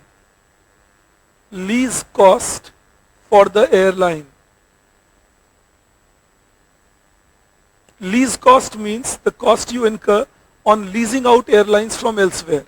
That is a lease cost. जो पैसा आप खर्च करते हो बाहर से airline lease करने में वो थोड़ा कम हो जाएगा. Even now if you see, Tatas have expressed their intention by going big on purchasing aircrafts. You know, like when they have ordered 250 and 220 aircrafts from Boeing and Airbus respectively, then that is where they are showing their intent. What does that mean, showing the intent? I want an economics language. So showing the intent means showing the power. Signaling the market that I am doing a high fixed cost, suggesting that now I am here for a long haul. Understand that. When you do a large fixed cost, you signal to the market that now I have done this large fixed cost and I'm in here for a long haul. And this contract has been done with a non-rephasable clause, which means the Tatas can't go back on it. इसको कहते हैं non-rephasable clause. Non-rephasable clause मतलब वो कम नहीं कर सकते अपने order को और कैंसिल नहीं कर सकते. अभी उनको खरीदना ही है ये. So they have gone for this, suggesting that they are planning big time expansion in Indian market. Alright, that is why they have gone for it. So that is the signaling they are giving to other Indian players that we are expanding high, we are not going anywhere, and we are putting our money into it. You know, so that is the signal you give that you can't browbeat us now. Alright, next then you write, third point, Air India has one of the most lucrative routes. Air India has one of the most lucrative routes abroad. One of the most lucrative routes. L-U-C-R-A-T-I-V-E, lucrative. Lucrative means rewarding. Lucrative routes abroad. Like, you know, very, very big, better, I mean the good ones, the routes where you make a lot of money is what Air India had. For some reason they were not flying that. You know, that was the factor. So that is lucrative routes abroad, which can be used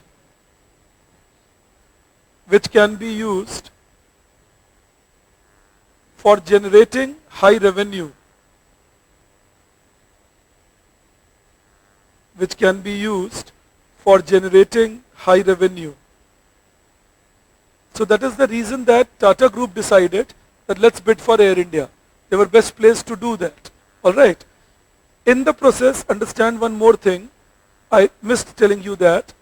In the purchase of Air India, they have given government 2,700 crore rupees in cash and 15,300 crore in tradable security receipts.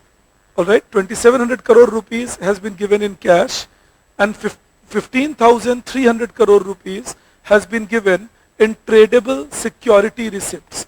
Tradable security receipts are, they will give the government money when they get it from the market as they have applied for loans to buy Air India. So 18,000 crore, 2,700 crore as cash and 15,300 crore as tradable security receipts. That is how they have given money to Air India.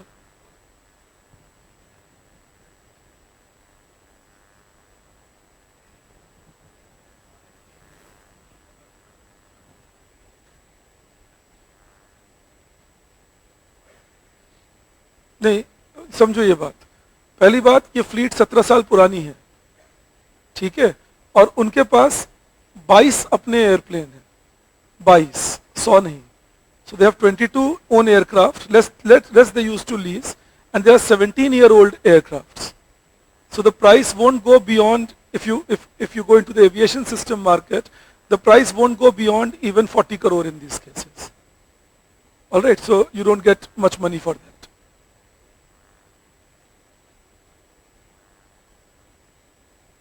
वही तुम्हें कह रहा हूं, तो अगर एक air, और वो 17 साल पहले किस प्राइस पे खरीदे थे वो भी इंपॉर्टेंट है ना.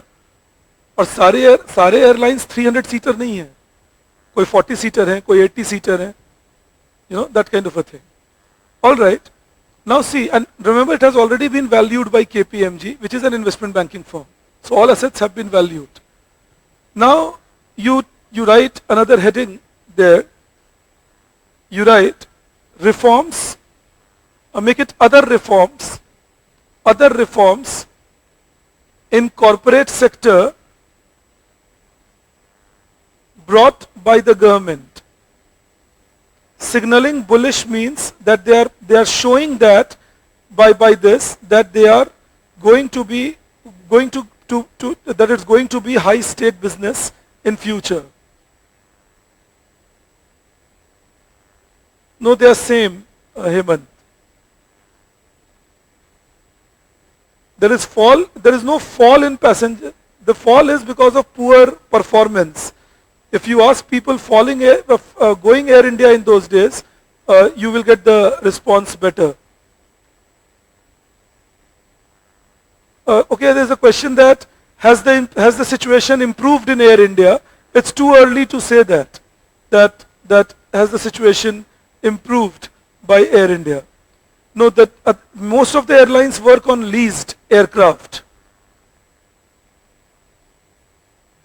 Another question is, why couldn't the lucrative routes be used by Air India in the past? That was the poor management, that they had the resources, they were not using it. Look at the government schools at times you would see near you. Many of them have very big space and they have a resource to develop that. The teachers are paid higher than the private school teachers and there is more opportunity to grow.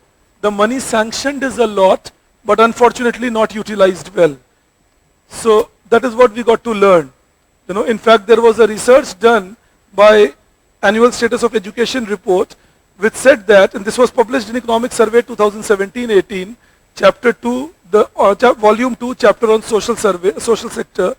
They said that in every Tier 1 and Tier 2 city of India, it was found that the expenditure per student was 2.5 times more in government schools compared to private schools.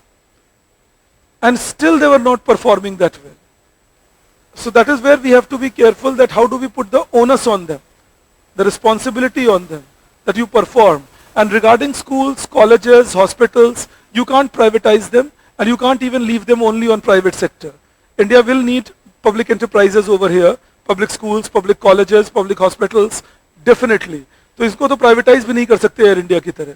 Here you need government and you need government to perform well. That is the aspect to keep in mind.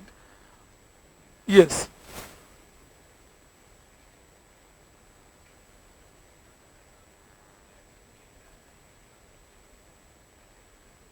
Passenger travels. All right. Now see, because I'm talking Indian context. मतलब मैं भारत की बात कर रहा हूँ. Air transportation of commodities has not yet picked up in India big time. We are still with a lot of railway and roadways thing.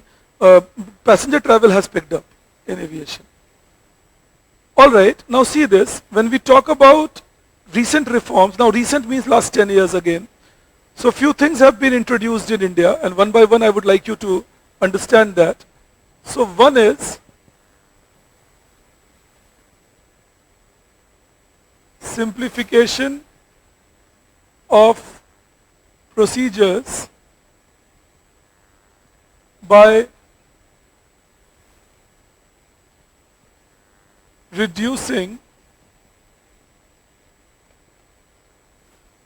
the number of conciliations. Conciliations is the rules that you have to follow.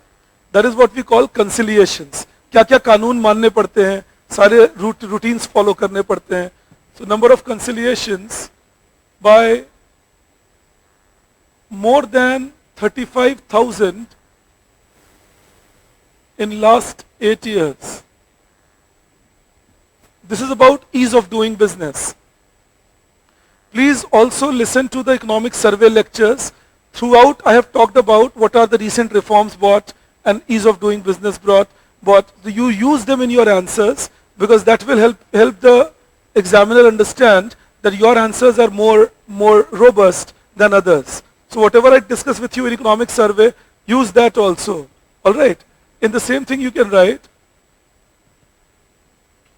in the last 3 years, more than 4,500 laws, actually it is more than 1400, sorry, sections have been decriminalized. More than 1400 sections have been decriminalized in Companies Act 2013. So this is one thing, that the procedures are getting simplified. And this is very important because this encourages people to do business in a country when you simplify the procedure. Otherwise, people are worried doing business in a country. Decriminalizing the law, very important, because people are worried that for a small offense, maybe like forgetting to just submit the tax, I might land up in jail. You understand that? So this is one thing that has been done for reforming the system. You can also use this as a part of your answer if you are answering with the steps taken by the government to promote entrepreneurship in India. Alright, so in case you are answering something on entrepreneurship promotion, apart from Startup India program and all, you can always write that an ease of doing business. So this qualifies as an ease of doing business. Second is, government has introduced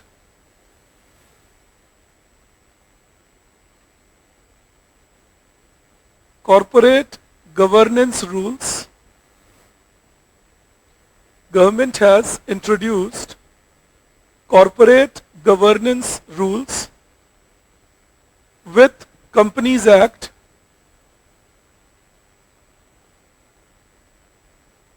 2013.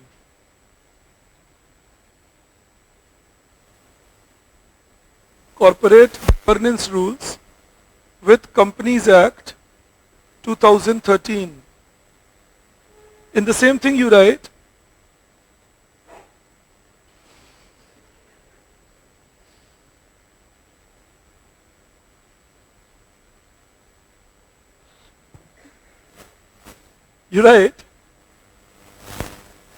according to Companies Act, according to Companies Act,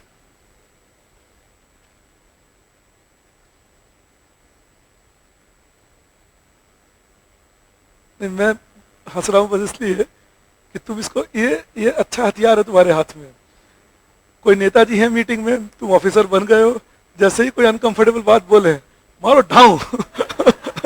कोई कहेंगे जाओ भाई, मेरी उम्र हो गई है, मैं हिल जाऊंगा इससे. All right, you take this, right? According to, in Companies Act. Now, I'm telling you what corporate governance rules are about. Try understanding the basic idea.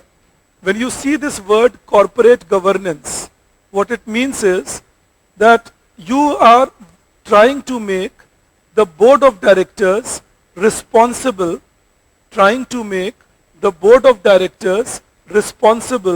towards small shareholders, towards creditors, and towards the workers of the company. The board of directors should not be inclined to take decisions only in the favor of bigger shareholders and promoters of the company. Alright, that is corporate governance. That board of directors should not take decisions only in the favor of bigger shareholders or promoters of the company. Alright, they should not be influenced by them. The board of directors should take decision for small shareholders, creditors, workers of the company. So that is corporate governance. Do you govern your company transparently or not? Actually, this became a big thing in India in 2009-10. We used to have a company which was the number 2 company in IT sector called Satyam Computers. And, and Satyam Computers was run by Ramalingam Raju. And what he did was, during the property boom of 2008, 9, 10 in India, Ramalingam Raju set up a property company, real estate company called Maytas, M-A-Y-T-A-S, just the opposite of Satyam. So he called it Maytas. And he set this company up for real estate dealing. And now what he starts doing is, he starts siphoning out, and Satyam Computers was doing great business, and they were having some very good presence all over India and globally. Now the money is coming for Satyam Computers. What Mr. Raju does is he transfers this money to Mehta's account, and the board of directors are knowing about it, but they keep quiet at that. Now that is bad corporate governance. Nobody knew that this is happening. Suddenly one day in 2009, Satyam Computers reported bankruptcy. In 2009, Satyam Computers reported bankruptcy. As they reported bankruptcy, 2009, it was a shock to the government, and they felt that now it's high time that we make rules that the corporates remain disciplined. So the government set up a committee, and this committee was set up under Mr. Uday Kotak. Later on, there was another committee set up under him by the NDA government, but this committee was set up to suggest what should be done to promote corporate governance in India. And then the suggestion of this committee were incorporated in the 2013 Companies Act. Do I believe you get the basic idea? So that was the corporate governance thing that was brought in India. Now, you write in this, according to Companies Act 2013, according to Companies Act 2013, all registered companies in India, all registered companies in India have to fulfill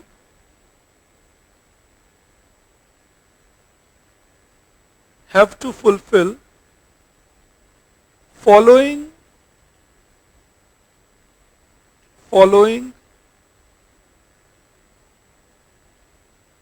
conditions for better corporate governance. There are several conditions. I'm giving you 3-4, but that is again in case you are asked a question on corporate governance. Rare chances, but in case. For better corporate governance, they are: first, you write 1, there should be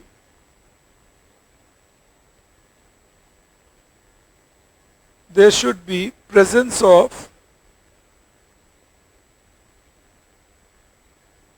at least 50% independent directors.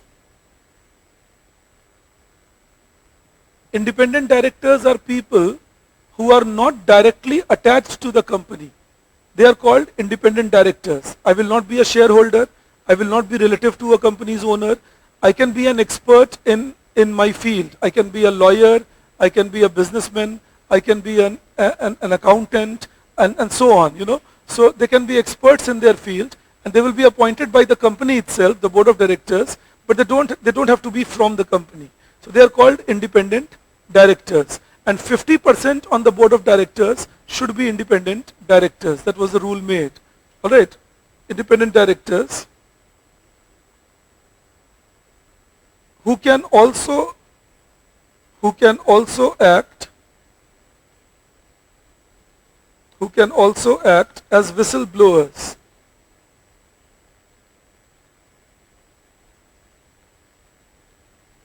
Full stop. The company has to provide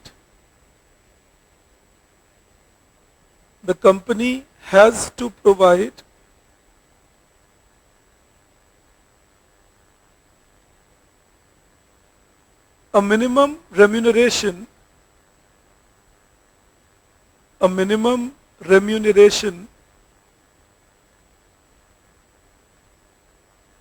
to these independent directors.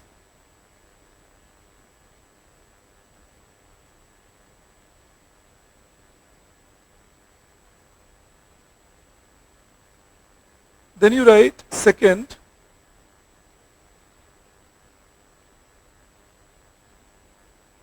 there should be at least one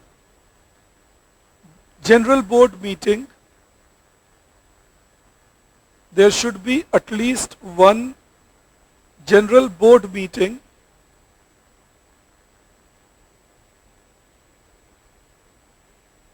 and at least one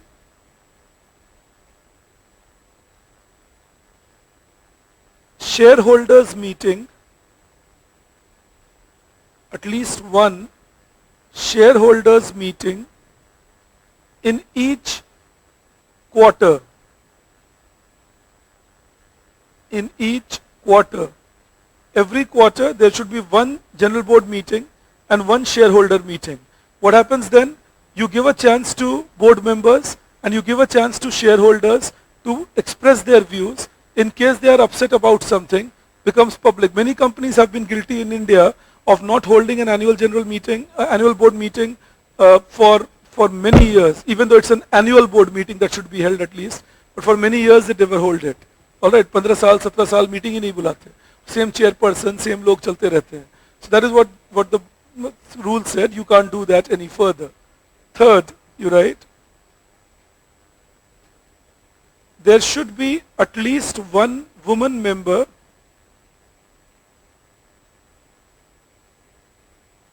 there should be one woman member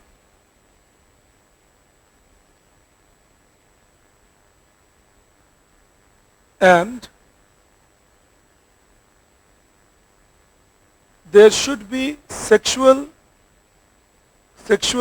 grievance redressal cell. There should be sexual grievance redressal cell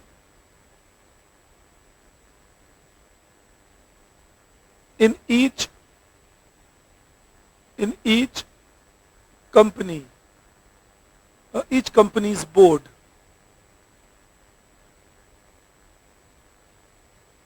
So each company will frame one woman member at least in the board, and each board should have a group of people who would be responsible for any sexual grievance that has been addressed. All right, that was again a rule that was incorporated. Then fourth, you write, details of all shareholders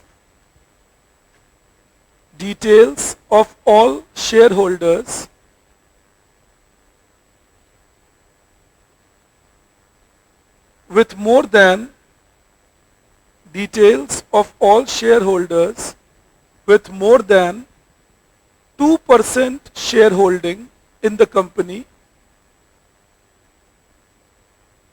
more than 2% shareholding in the company must be revealed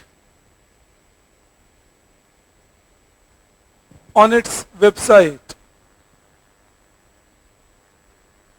You know, the objective here was to at least know about cross-shareholding. Cross-shareholding is I can be holding share in one company and I can be holding share in its rival company also. That is cross-shareholding. So there should be, it must be revealed, the cross-shareholding details. Then you write next,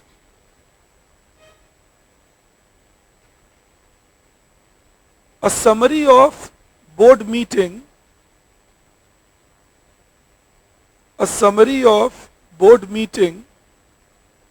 should be made available. Summary of board meeting should be made available to Ministry of Corporate Affairs.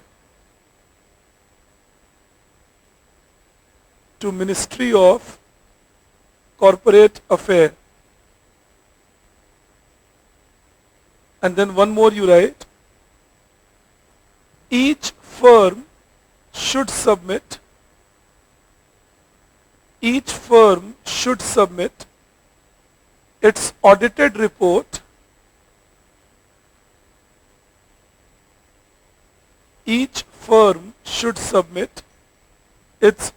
report to Ministry of Corporate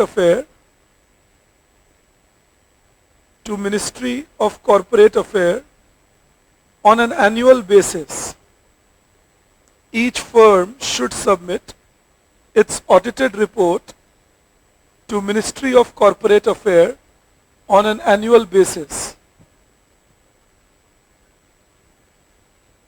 the interest might cross. As in, like, if I'm a large shareholder in one company and a large shareholder in another, then I might be influencing the board of directors of both for my benefit.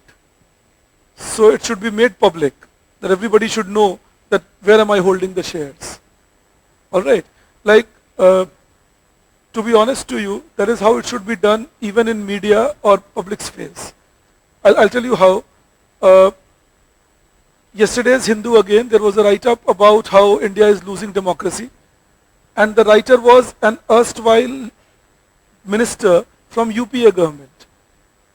But the newspaper was mentioning he is a minister of law and justice. He's a previous minister of law and justice. Mention which party he belongs to. You know, that's important. Because unless you don't do that, people reading it will think, okay, I'm reading some expert. So similarly, cross-holding of shares is very important. Many people do this. I will hold 7% share in your company and I will hold 5% share in some other company which trades with you. And then I will make sure that these two companies keep trading by influencing the board of directors. And if people don't know, people won't even know what's my motive of doing it. You know, so that is the idea of revealing it. Also, sometimes what happens is, that is what leads to hostile takeovers. I will keep building up my shares without anybody knowing about it. And one fine day I'll say, now I have control over your company. So that is not taken as legally correct. So that all is the purpose of doing it. Then you write the next point. This is on corporate governance that I wanted you to write. Then you write the next point. This is another point. Like one was a simplification, another was corporate governance. Now third, you write that. You write, government introduced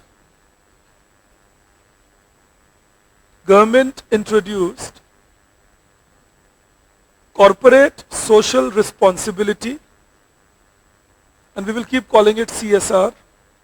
Government introduced corporate social responsibility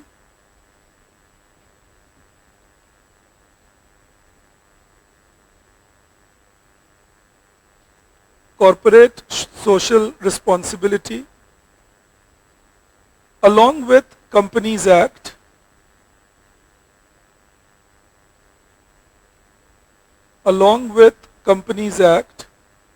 to develop trust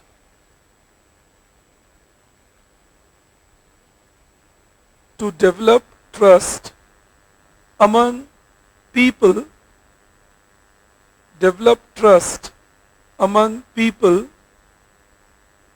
and corporates.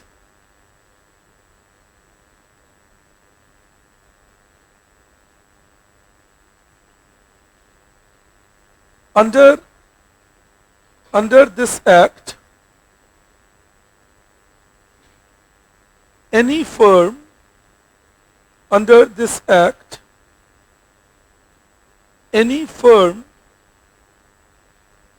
with annual turnover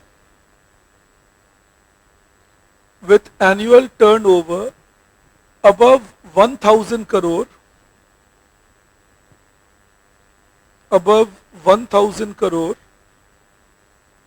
and net worth above 500 crore rupees, all of this. Rupees 1,000 crore, rupees 500 crore. 500 crore and earning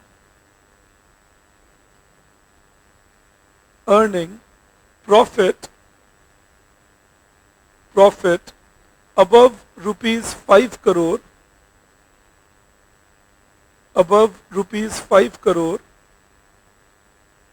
should spend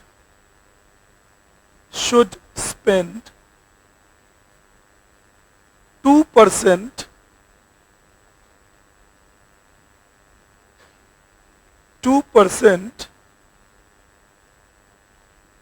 of its profit after tax, 2% of its profit after tax for CSR. CSR is corporate social responsibility. Government has identified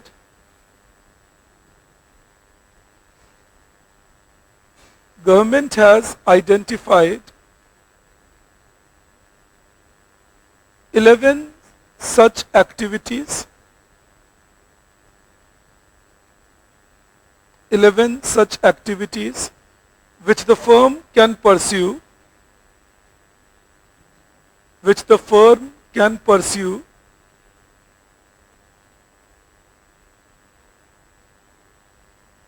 these activities are like educating a girl child, spending on environment, spending on sports development. Alright, so there are various activities. 11 such activities have been created.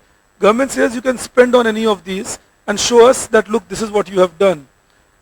Other than that, government says, you write, if the firm is unable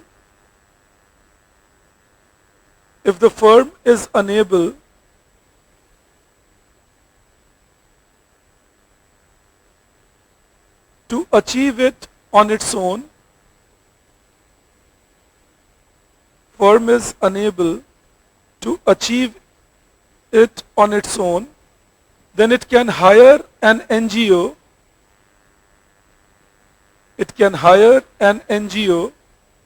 non-government organization, and get certificate from it.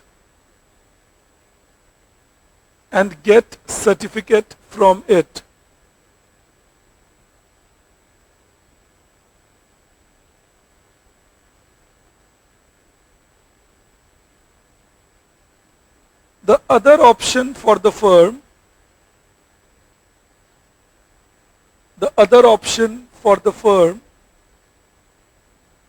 is to deposit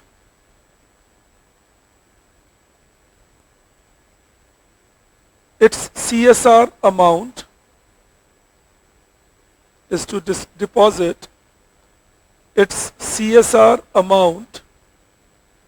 to Prime Minister's Relief Fund.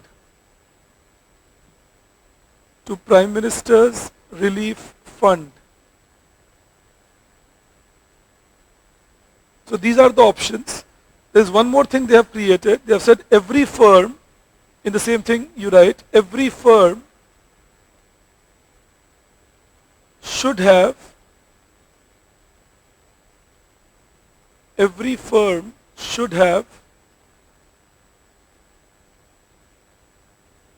CSR board,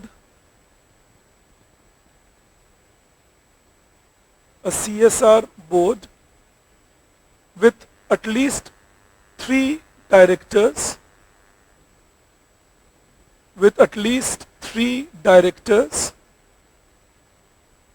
out of which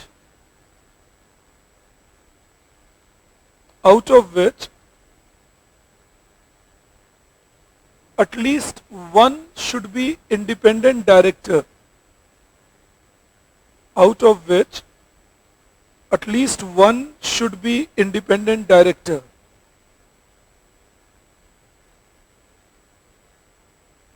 So remember, the whole idea of corporate governance and corporate social responsibility is to build trust.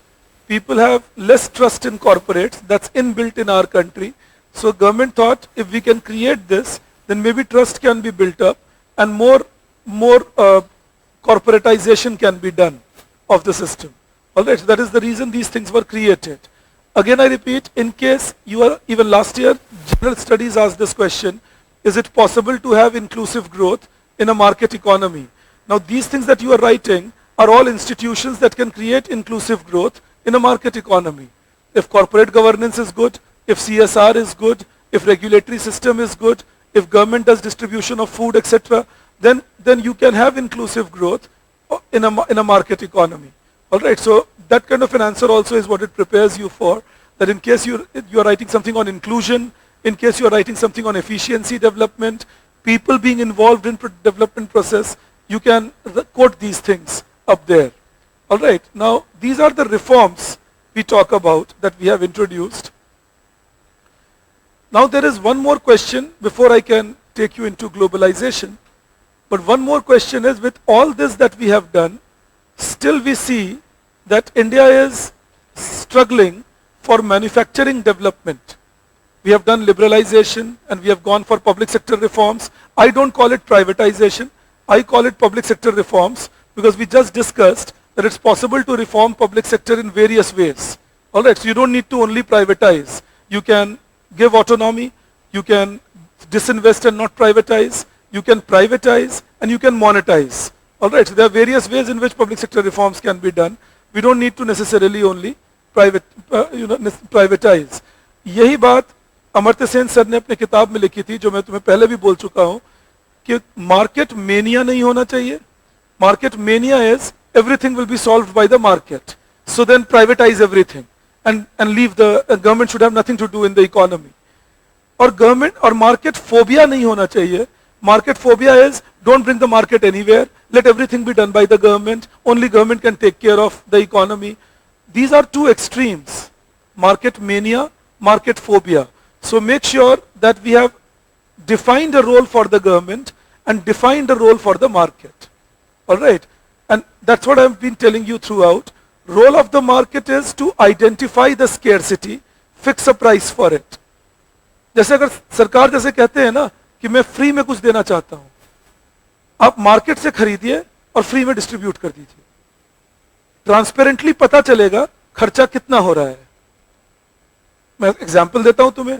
आज दिल्ली सरकार BSES और TDPL को subsidy देते हैं, तो हमें पता चलता है हर साल कि इतने पैसे सब्सिडी के फॉर्म में लोगों के तरफ से गए. 3200 करोड़ रुपए, 3200 crore rupees was the subsidy bill of Delhi government last year on electricity alone. Okay, so we get to know that there are people who are given subsidy on electricity worth 3200 crore. The poor people of Delhi, because actually the rich people of Delhi are on pavement and rich people of Delhi are in slums. And rich people of Delhi are tenants and not landlords, because all these categories don't get subsidized. You guys would be living as tenants at many places in Delhi at the moment, I mean across this old Rajendra Nagar, and many times they would be charging you electricity.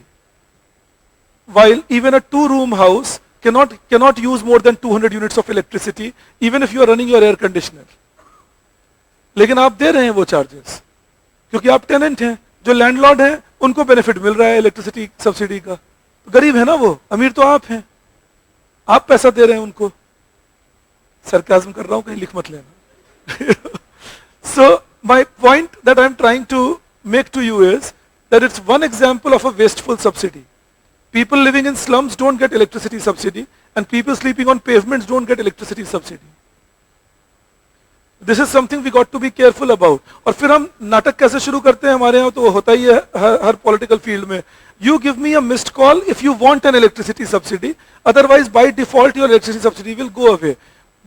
Be brave, get up, be a leader, and say, look, there has been a lot of miscalculation. 3200 crore is a hell lot of money, and we don't want to spend it on giving subsidy to people who are rich. So we are folding it back. There should be no harm in that.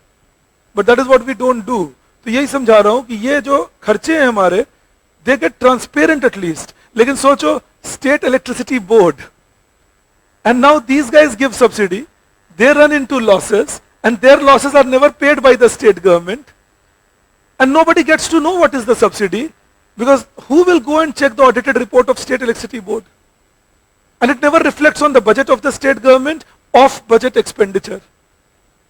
State government के budget पे तो तब reflect करेगा जब state government state electricity board को compensate करे. वो टालते रहते हैं कंपनसेशन, वो रिफ्लेक्ट नहीं करता उनके बजट पर. And today the total losses of state electricity boards in India, distribution companies, is 5,10,000 crore rupees. Somebody has to foot this bill, but we are not even acknowledging it. ये 5 लाख करोड़ से ऊपर का पैसा देगा कौन? फ्री में बिजली आ रही. एक दिन खाना आना बंद हो जाएगा, वो हम नहीं सोचते. आज पाकिस्तान पे हंस रहे हैं, और देखोगे ये कोहेजन है. जिस आदमी को नहीं पता कि फ्री की बिजली कैसे हमारे ही कॉस्ट पे आ रही है, वो सबसे ज्यादा ट्विटर पे एक्टिव है पाकिस्तान पे हंसने में. क्योंकि जिसको पता है वो तो बेचारा परेशान है, अगला नंबर मेरा हो सकता है. So that is my point. I mean, why should we laugh at Pakistanis? We are doing no better in this field at least.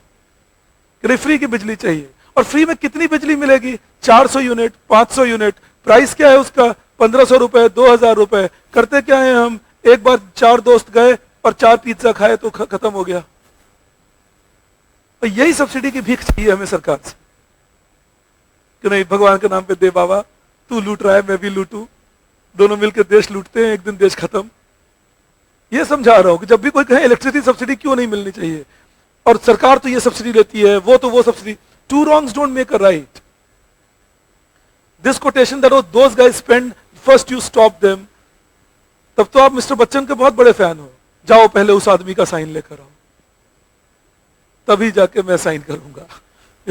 ये दो रॉन्ग से एक राइट नहीं कर सकते। तो जो गलत है वो तो गलत है, हम सब्सिडी दे रहे हैं इंडिया में इलेक्ट्रिसिटी पे, जरूरत से ज्यादा दे रहे हैं, और इसका नुकसान हमें भुगतने को मिलेगा ही, क्योंकि ये 5 लाख करोड़ पहुंच गया है। और आपको एक आश्चर्यजनक बात बताता हूं, it's surprising at least, and it was surprising to me, even though Indian economies deformities don't surprise me much, but we had a 3,48,000 crore loan in 2014 on electricity development companies, distribution companies. We brought in a scheme called UDAY, Ujjwal Discom Assurance Yojana, in which 75% of this loan was taken by state government and bonds etc. were issued. And just 9 years later, we have another 5 lakh crore loan. This is the rate at which we are wasting. तो ये सब और ये हम समझ नहीं पाए कि ये चेंजिंग पर्सपेक्टिव ऑफ इंडिया है। ये फ्री की इलेक्ट्रिसिटी की आदत लगाई गई थी 1960s में, 70s में, 80s में, जब इलेक्ट्रिसिटी था ही नहीं। So we would give people for free what we did not give. Then it went on, but by 2003 when we passed the Central Electricity Regulatory Commission and Central Electricity Regulation Act, now it was mandatory to produce electricity, develop new bills, create distribution, so provision of electricity increased. And now villages started getting more regular electricity, cities started getting more regular electricity, and that meant now the bill was clear and present.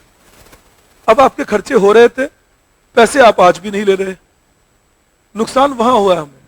और सबसे आसान तरीका subsidy खत्म करने का क्या होता, अगर हम इलेक्ट्रिसिटी सेक्टर में कंपटीशन आने देते, तो जब डिफरेंट कंपनीज आपस में compete करेंगी, वो खुद ही बिल नीचे लाएंगी, और जैसे बिल नीचे लाएंगी सब्सिडी की जरूरत ही पड़नी खत्म हो जाएगी।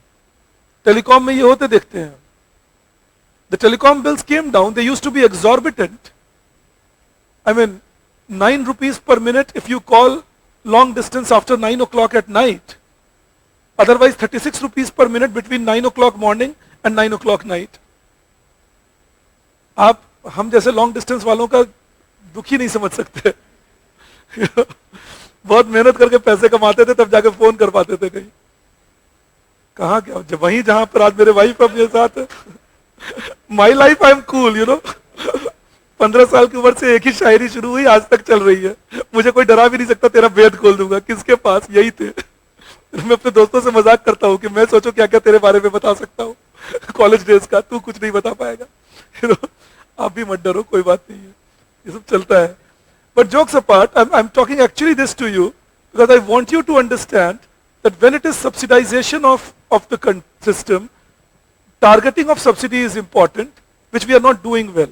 लेकिन ट्रांसपेरेंसी है, कम से कम मैं फिर कहूंगा, कम से कम हमें पता है दिल्ली में कि इतने पैसे दिए जा रहे हैं प्राइवेट कंपनीज को। इंटरेस्टिंग बात यह है कि ऑपोजिशन पार्टीज बोलते हैं वैसे कि मैं पूंजीपतियों को सपोर्ट नहीं करूंगा, अंबानी कितने करप्ट हैं। केजरीवाल जी भी बोलते हैं अंबानी का ऐसे करप्शन है, वैसे करप्शन है, और अंबानी जी की कंपनी है BSES, और 2200 करोड़ रुपए का सब्सिडी दिल्ली सरकार ने उनकी कंपनी को दिया, लेकिन उनकी कंपनी को नोटिस नहीं सर्व कर रहे कि ऑडिटिंग करके बताओ, एक्सटर्नल ऑडिटिंग से, कि आपके प्राइसेस कैसे बढ़ रहे हैं, जिसकी वजह से सब्सिडी का अमाउंट 1200 करोड़ से 2200 करोड़ हो गया 5 साल के अंदर। जबकि जब सरकार में आए थे तो उन्होंने कहा था कि मैं ऑडिटिंग करवाऊंगा, और जब तक ऑडिटिंग नहीं होती तब तक सब्सिडी दे रहे हैं, क्योंकि ऑडिटिंग करने पर मैं ये क्लियर कर दूंगा कि कैसे ये लोग ओवरचार्ज कर रहे हैं। ये 7 साल पहले हमारे मुख्यमंत्री जी ने कहा था। अभी तो ज्यादा उनके बारे में नहीं बोलूंगा, ऑलरेडी तकलीफ में है, क्योंकि हमारे देश में इंस्टीट्यूशंस वेपनाइज्ड हैं आज की डेट में। तुम मेरे खिलाफ बोले, तुम्हारे ऊपर ईडी छोड़ता हूं तो वो चल रहा है हमारे यहाँ, तो वो एक अलग बात है। But this is a mistake that we see in our system. So be very careful that when it comes to targeting things, again, transparency of subsidy is very important, and that we have not had in sectors like electricity. Now, This is on दो जो मैं बोलने के लिए एक और बात, जिसके लिए एक्सेसिव सब्सिडी की और बात शुरू की थी मैंने. अब सोचो, if we give subsidy to our people or consumers and then we overcharge or take more than the high cost from the commercial user. But then these commercial users are the people who are manufacturers and who are entrepreneurs and who are businessmen in the country. Electricity is a universal input. Electricity bill is not even in GST. The tax etc. that they pay can be negated. और फिर हम कहते हैं cost of production is high in India. It will be because we are overcharging our commercial system in the name of subsidizing poor people like me. So that we have to be careful about, that how are we making our system inefficient. So I'm just introducing something to you at the moment. आप एक heading दे दो. You write reasons for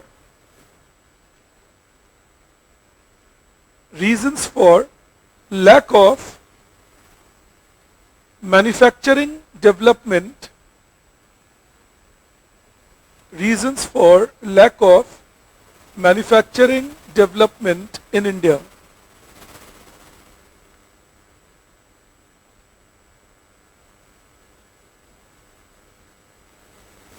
There are 2-3 ways in which this can be asked from you. I'm just making you write those. So you write one question. Examine how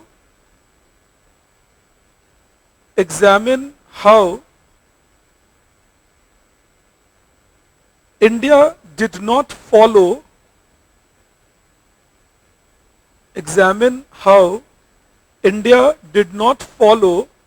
the historical growth path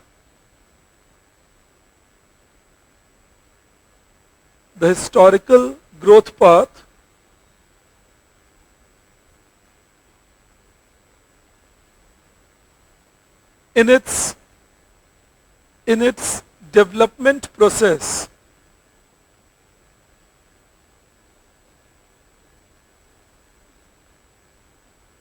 I'll tell you what is the historical growth path. So initially we would be hunter-gatherers, we would hunt, we would gather and grow. We would kill the animals, eat them. If they killed us, they ate us. It was an even war kind of. Then gradually we started settling down. We became agriculturists. Initially there also we were people who would move from one place to another and do agriculture, but gradually we became settled culture and civilizations, with agriculture becoming the dominant theme. It doesn't matter, it doesn't mean that there was no manufacturing. In those days also there was manufacturing, because people would be making house, people would be making furniture, people would be making clothes. So there was manufacturing. And there was services, like people would be trading and people would be transporting. So there was service, there was manufacturing, but the dominant role was played by agriculture. This is how the world remained till first industrial revolution. Then the first industrial revolution happened and light consumer goods became important. Light consumer goods like toys, furniture, clothes, shoes, these are light consumer goods. They became important and they started becoming dominant. And gradually as light consumer goods became dominant and production levels started becoming higher, capitalism started becoming dominant. By the middle of 19th century, complex consumer goods were seen in picture, like spectacles, watches, and so on. As they became dominant in the same time period, in order to produce at a mass level, mass production as it was called, and gradually to become less dependent on the laborers, by 1870s this started happening. Machine production started picking up, capital goods. So light consumer goods, complex consumer goods, and then capital goods. But these capital goods were not the complex capital goods that we see today, big machines or cement mixers and trucks. They were not those complex capital goods. They were small capital goods, maybe a power loom. That is what you would use to make clothes faster. So they were small capital goods, but capital goods nevertheless. Now, this was going on by 1920s. The world had started developing more. So now we had complex capital goods, bigger capital goods, big machines to produce small machines. And then by this time now, industries were dominant and agriculture was less dominant. Services were there but not dominant. And then by 1940s, 1950s, things started becoming more complex. Now there was banking, insurance, trading, government playing a big role as a service sector, business transactions across, and all that meant services became dominant. All right, software writing and all started becoming prominent. So services became dominant. This was the growth path of developed economies. Similar growth path was seen later on in Japan, later on in Soviet Union, later on in China, that is now. This is the growth path observed.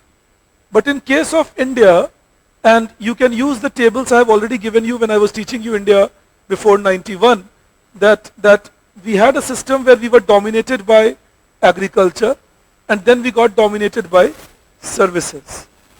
So that is the discussion then as to why did we get dominated by services. Now there are two moot points here. Two moot points are, one, we got dominated by services because services grew faster. And we got dominated by services because industry grew slower. Of course, we will try understanding why did this happen. Why services grew faster in India and why industries did not develop well in India. When I say industries, I mean manufacturing, mining and quarrying, electricity, gas, water supply, and construction. That is what we mean when we say industries in India. But of course, the dominant part will be manufacturing. That just reminds me, why is manufacturing growth showing negative numbers? PMI is showing positive numbers. Purchasing Managers Index say we'll grow good. We are very optimistic. Yeah. But then apart from that, something that you see economics behind it, where manufacturing, how do we calculate our growth? Do we calculate the value of output or do we calculate value added? Value added. And value added is what? Price of output minus cost of input. And what's happening to input prices across the world? Rising. So what does it do to the value added part? Will increase at a very low rate.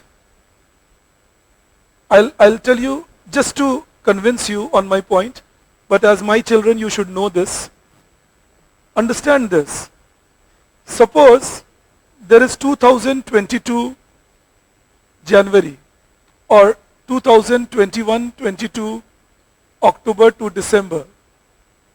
Suppose for manufacturing the value of output was 100 rupees and value of intermediate was 40 rupees. My manufacturing value added was 60 rupees. Alright.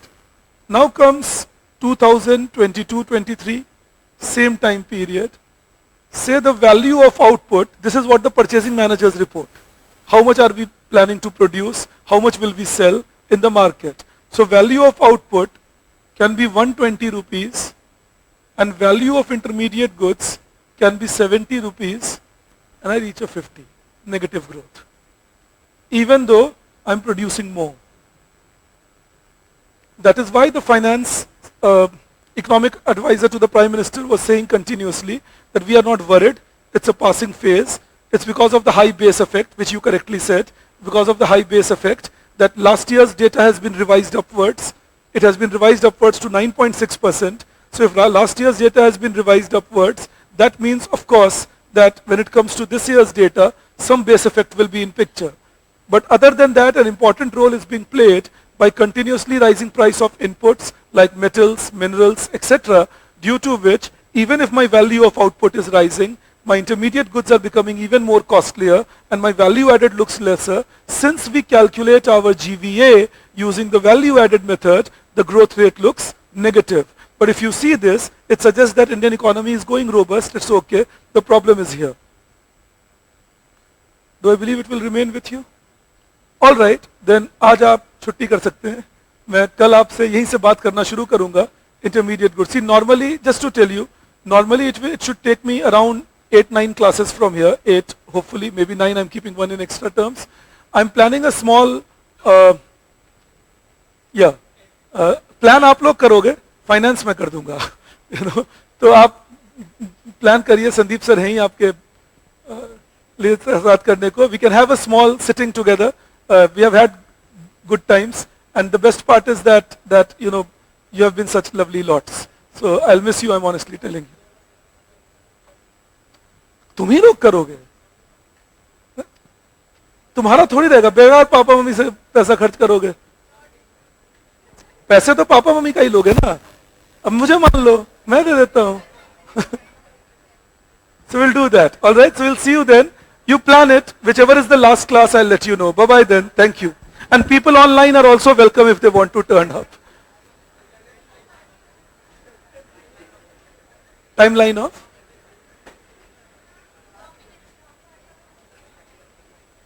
Which date? Sorry. 1950s के बाद globally. 50s के बाद. Our system?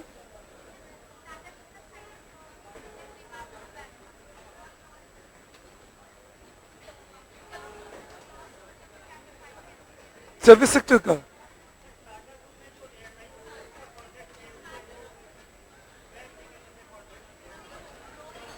अच्छा, जो टाटास का term था that they can't go back, I'm missing it. किसी ने लिखा है?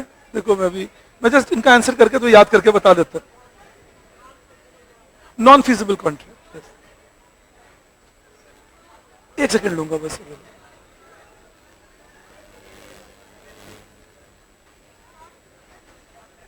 It was successful, LPG subsidy giving up, but it's punishing to the Ujjwala Yojana people who are now have LPG, but it's gone kind of. Soft corner, Himanshu, I don't know. One will have to be skeptical there.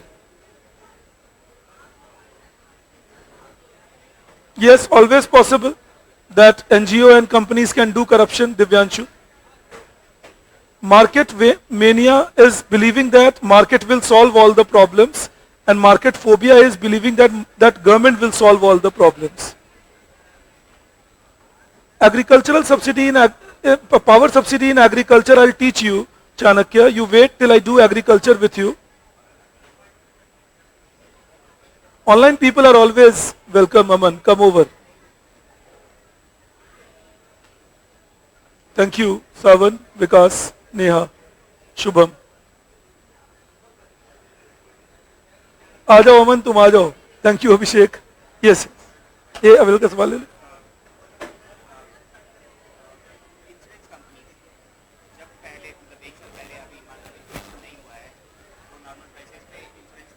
हाँ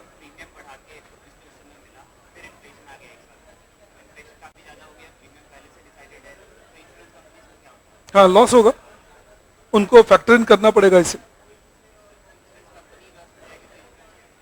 क्योंकि premium is to जो payment ratio है वो already उनके favour में काफी tilted होता है.